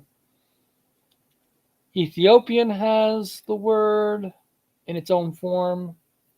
So it's in a bunch of different Semitic languages. But this is the Aramaic word. So Strong's, interestingly, it gives numbers for both Hebrew and Aramaic words as if they're different words. But really, it should be separated. Aramaic words should be separated in Strong's to a different category entirely. But instead, they put it together with the Hebrew words. So it can be confusing. It makes it seem like there's a lot more words than there actually are. Because every time it's the same word in Aramaic, they make it into its own Strong's number. Absurdly. Okay, so Adir means, they say noble. They translate it 7 times as noble, 4 times as excellent, 5 times as mighty, 3 times as principal, famous, gallant, glorious, goodly, lordly. Why can't they just translate the same way? Almost every time. They have to translate it different ways unnecessarily. Mighty waters. Dominion over the nobles of the people. Out of the hand of these mighty gods. So why couldn't they just say the noble waters and the noble gods? Like they could keep the same basic word and use it everywhere. They don't have to translate it so differently. How noble is thy name?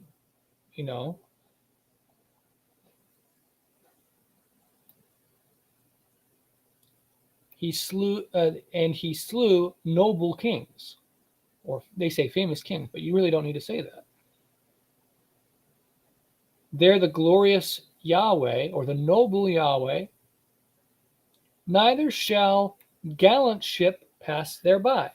So this is the same exact word used twice in the verse, but it's translated differently, so you won't catch it in the translation. But Isaiah is trying to make a point that Yahweh is the noble one, and no noble ship will pass by, but only noble Yahweh will be there. So no noble ship will pass by, but noble Yahweh will. So, but you don't catch that in the translation because they're using two different words unnecessarily. Ye noble of the flock. So they really don't need to use these different words. So in my translation for my Bible project, I intend to try to do as little differentiation as possible, trying to use the same exact words as much as possible for the words that are occurring. So here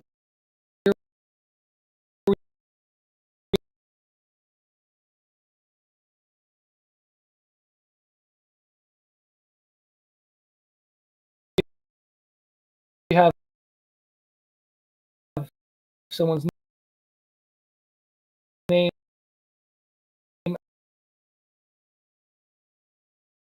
a dab,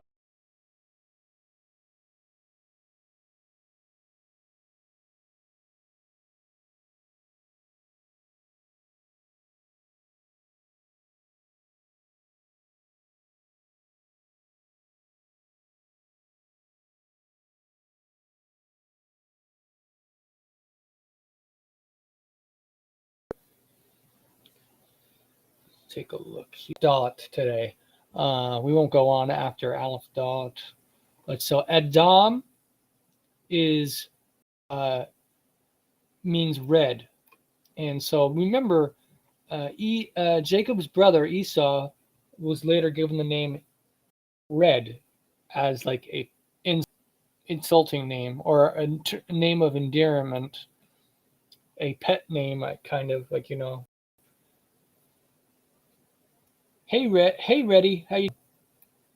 That's what they would say to their brother. Hey Reddy, it's kind of like messing with him. So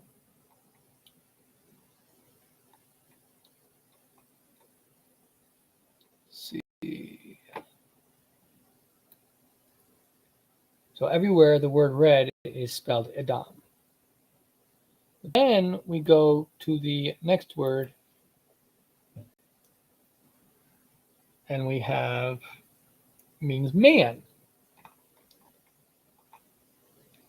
So 408 times as man, 121 times as men. That's because it means mankind, and mankind can be one person or many people. Then 13 times as Adam, 8 times person. Okay, so they really should try to translate it as the same, mankind. But interestingly, I want to show you guys something where, so they translate it as Adam. Let's see.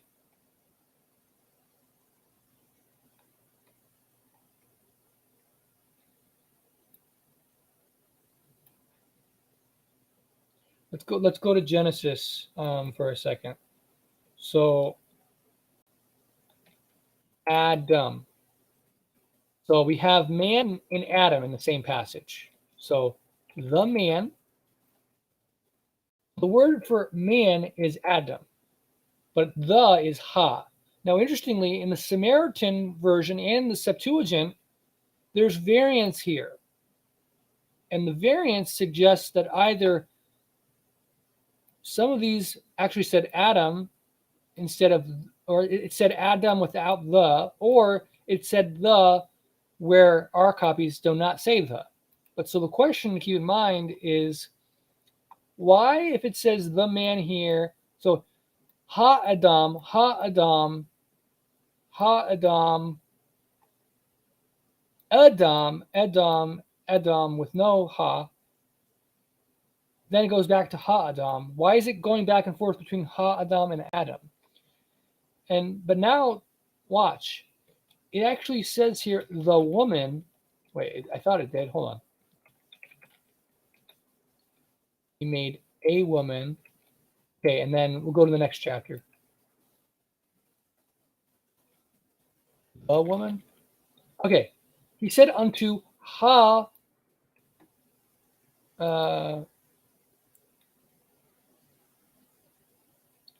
Unto Isha, the woman, and the woman said unto the serpent. So we see instead of the name Eve, it's saying the word woman. The woman saw that the tree. Okay, the woman, the woman, the woman, the woman. Whereas it says Adam, but more likely the original text said the man all throughout. So unto Adam, it's actually unto the man. So every place it says Adam probably originally just said the man. So God walking in the garden in the cool of day, and the man and his wife hid themselves from the presence of Yahweh Elohim. And Yahweh Elohim called unto the man and said unto him, and unto the man he said, and the man called his wife's name Eve. Unto the man also and to his wife did Yahweh Elohim make coats of skin. Then it says, behold, the man is become as one of us to know good and evil. And again, the prior chapter, you have the man multiple times, right? There he put the man whom he had formed, took the man, commanded the man. It's not good that the man should be alone. So I suggest that every place it says Adam probably actually originally said the man. So every fowl of the air and brought unto the man to see what he would call them. And whatsoever the man called every living creature, that was the name thereof. And the man gave names to all cattle. But for the man there was not found a helpmeet for him. So God caused a deep sleep to fall upon the man. And the man, so he says, God had taken from man, the rib God had taken from man, made he a woman, and brought her unto the man. And the man said, this is now bone of my bones, flesh of my flesh, because she was taken out of man. So, and like I said, there are variants in the Samaritan and Septuagint that could suggest that the original was the same in each case, rather than different.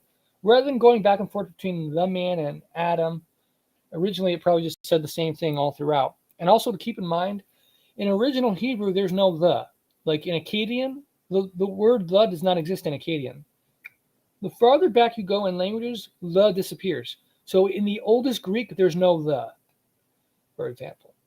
Every ancient language does not have the. The is a later invention to try to make it easier to communicate.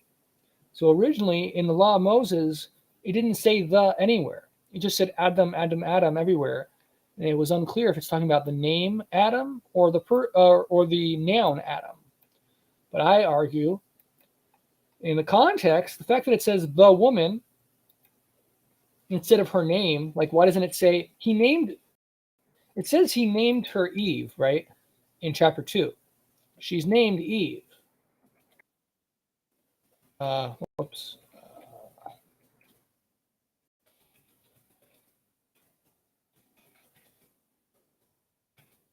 Where did he name her Eve? Was it in chapter 3?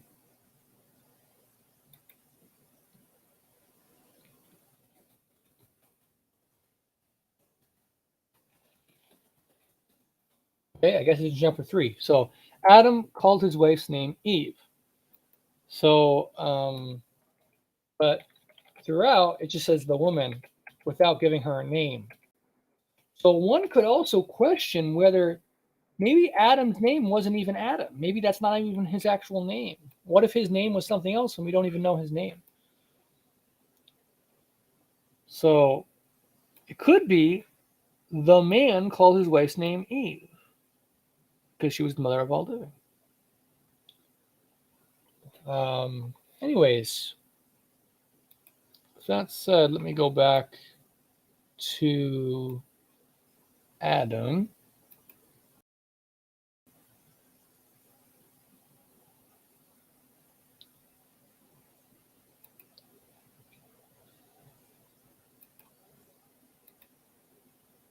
Sharing the screen.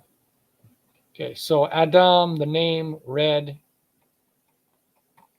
They say Adam means red. Adam.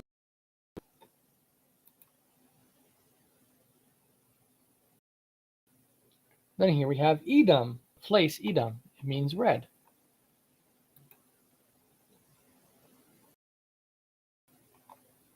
And ruby or stone, it's just the word for red. Adam Dom, reddish, reduplicated form. Adama, it's translated, or so that's the place name. But then if we go to the next one, it's Adama is ground. Ground or land.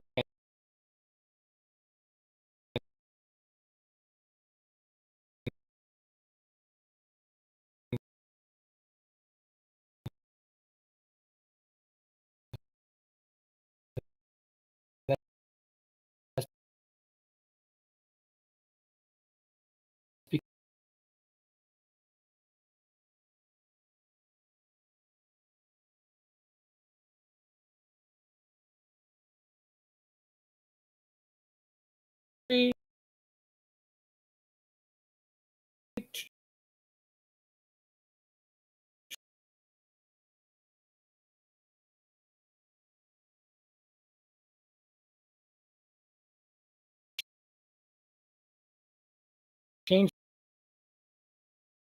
it unnecessarily.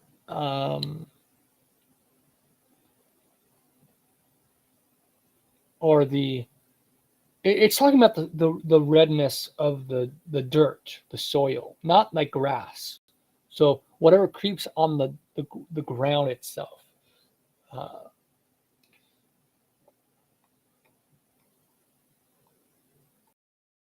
But yeah, so see, and now you are cursed from the earth. Why can't I just say ground or the soil or whatever? Why does it have to keep changing it to say earth here, ground there? This is unnecessarily using a different word, but translators did that for some reason. They would.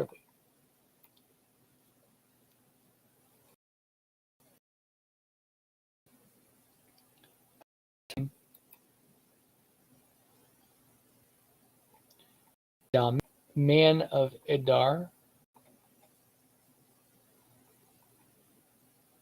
I don't know why they say that's what it means. It doesn't make sense.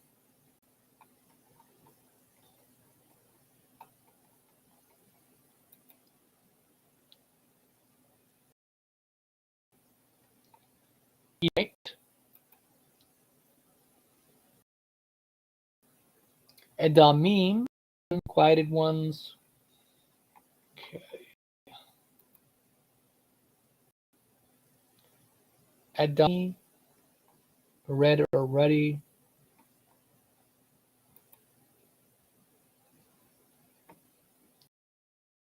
Edam Ta, Persian word, looks like, and that's a name. Admatha.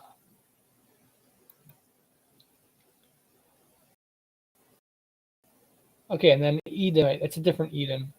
Eden we talked about is spelled with I-N. So let's stop there for a second.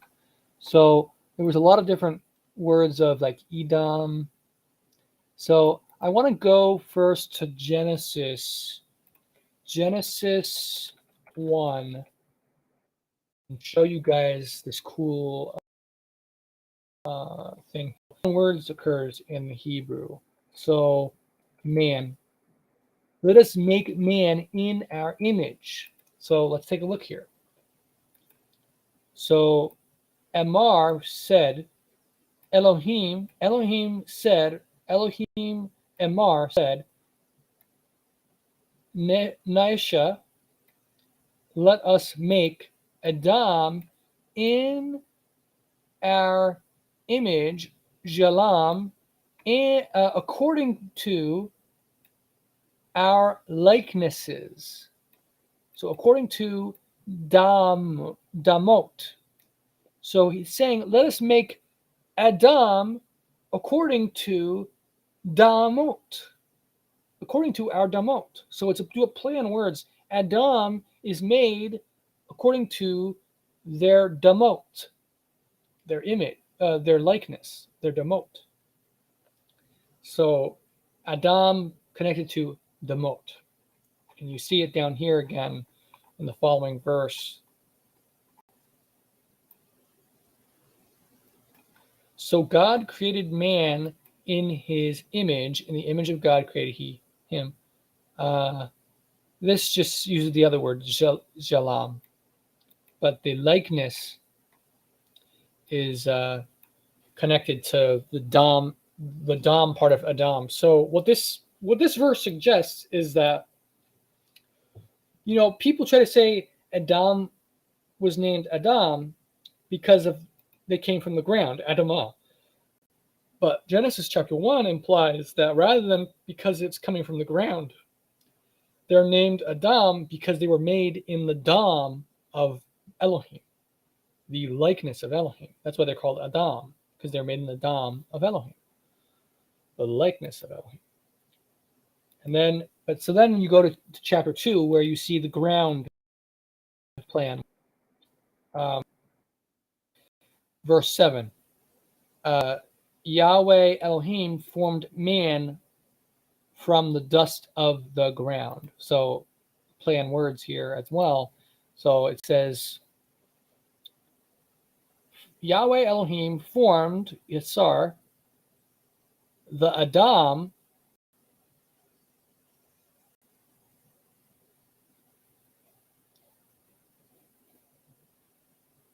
dust from the Adamah. So Adam was formed from the Adamah, from the dust. He was formed of the dust from the Adamah. So that's a play on words that suggests that Adam was named after Adamah. That's why people say Adam was named after Adamah, because of this verse, because the play on words connecting Adam, man, with Adamah, ground. But we're missing these play on words in the English translation. We don't see it. So in my translation, I probably would put parentheses to tell you that there's a play on words here. Yahweh Elohim formed mankind out of the ground, and then parentheses I would say Adamah, and I would highlight the fact that it's Adam versus Adamah. And then in chapter 1, I would highlight that it's Adam versus Damot. So you would see the play on words and understand the difference there. So with that said, let's take a look at the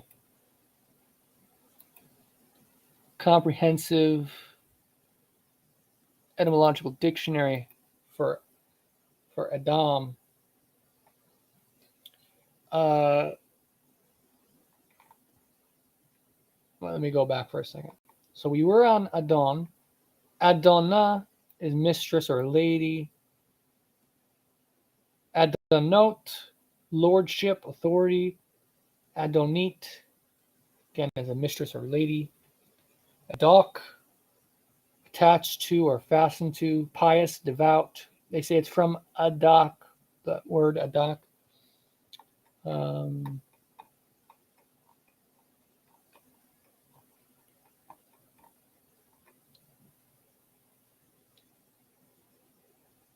This word ados.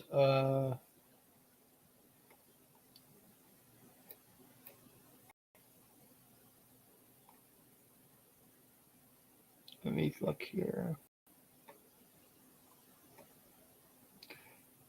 Adir is the noble, what we saw earlier, nobleness. Okay, Adis, they say, is a Greek loanword from the Greek. It's a loanword from the Greek. Modern loanword. Adisot, again, loanword. Okay, so now Adam, to be read, it occurs in Arabic.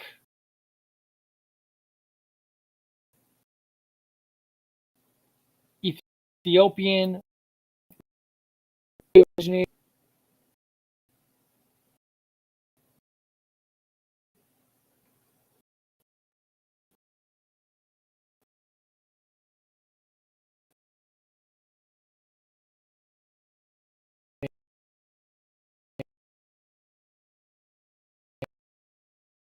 they connect it with formed from the ground.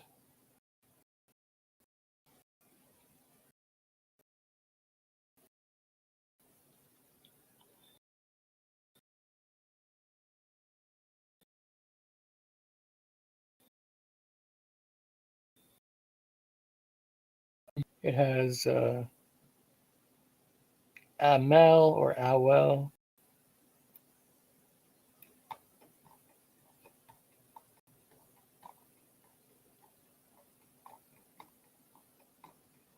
And there's just a bunch of other examples of redness. Adam, all meaning red type of stuff. Adama, soil, earth, land. So there's Akkadian that has adnati, pieces of land. They say that's a loan word from Hebrew, supposedly.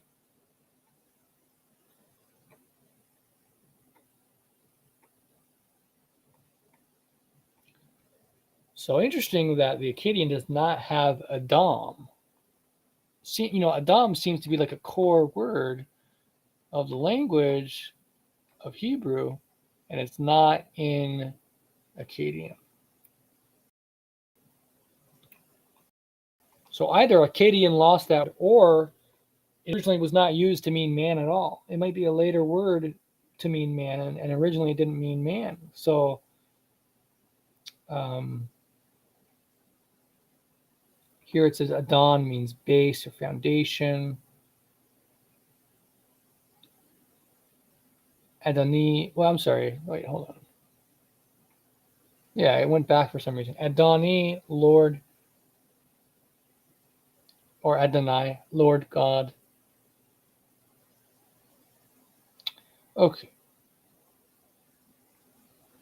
Let me stop there.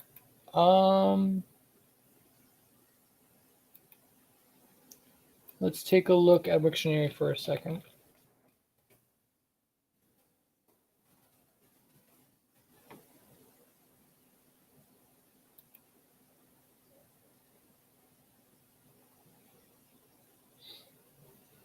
Okay, I'm going to share with you guys this. This is good. This is a good stuff. It actually has something for Akkadian here, for Adam. We're probably going to end with Adam, by the way, because this is taking longer than I thought due to the connection issues was probably the main reason. But so take a look here. So Adam, and Paleo-Hebrew way of spelling it for man. Ugaritic, this is how you spell it, the same exact letters for Ugaritic spelling. You have Old South Arabian, Ge'ez. They do dom and means slave or servant. Akkadian for blood is Adam. Then we have dark red earth or dye, which is adamatum. Red garment, okay, adamu, so that's a red garment. Um,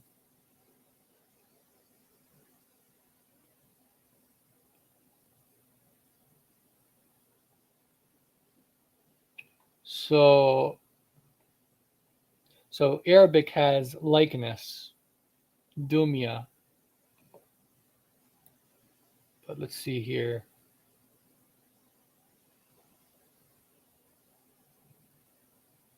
Um,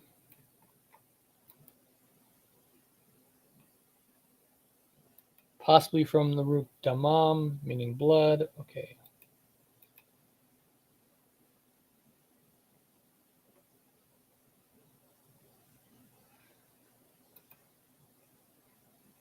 One second here.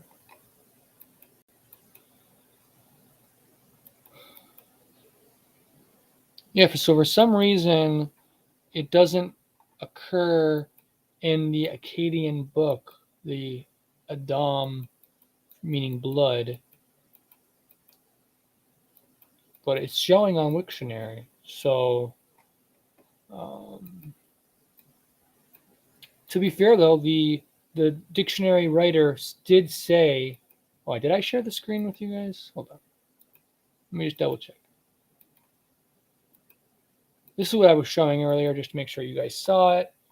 So here's the Ugaritic, Old South Arabian, Ge'ez, Akkadian. So it's showing different Akkadian stuff here.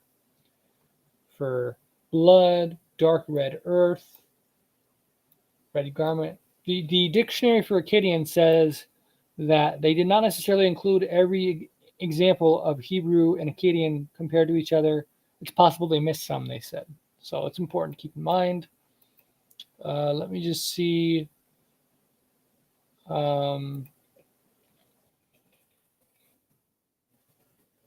If we have anything for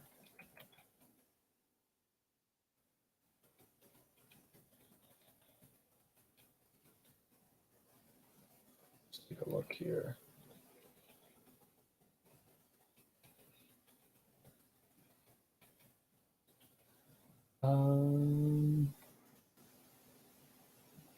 So I'll have to do more research on the Akkadian Adam to corroborate it. But according to what we saw in Wiktionary, it said it. So for now, we will go with what Wiktionary said.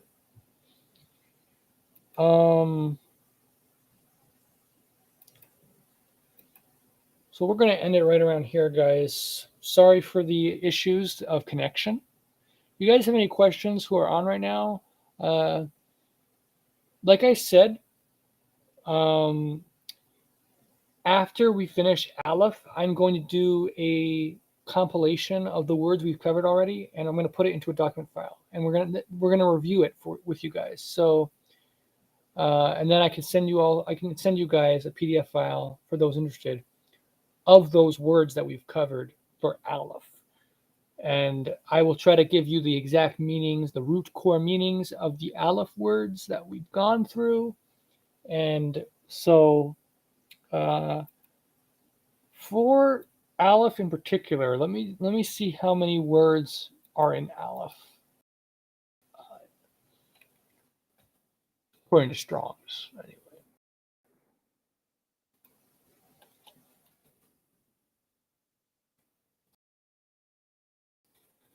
So there's a lot of Strong's. We've got all the way to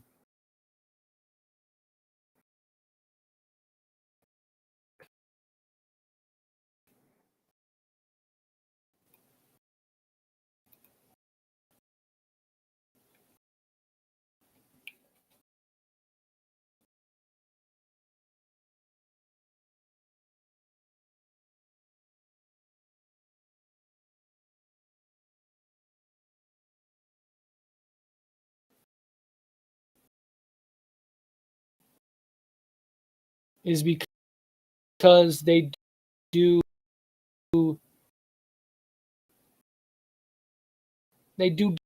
different strong numbers for the same exact word names.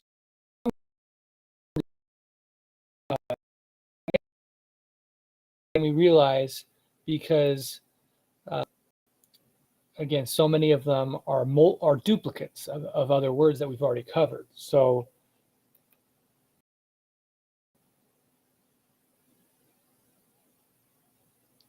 so in this dictionary of Akkadian, we have, I'll just show you guys what we're looking at, what we're going to be covering. I did it again. Heck.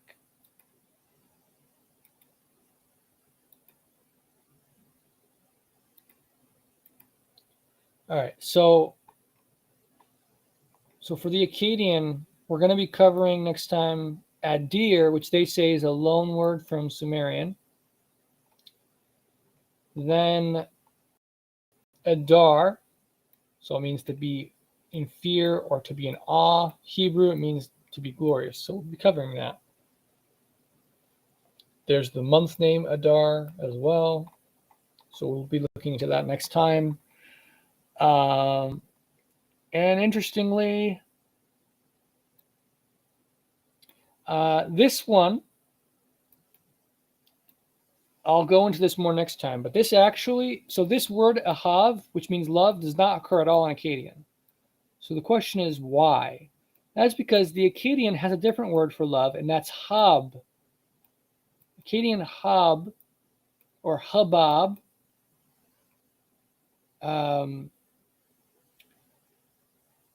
well, that actually the Arabic has that, but it says the Akkadian right here for love is ram. And there's a Hebrew word raham. It means like compassion or something. So ahav actually seems to not be part of the original Hebrew, but we'll be going into that next time.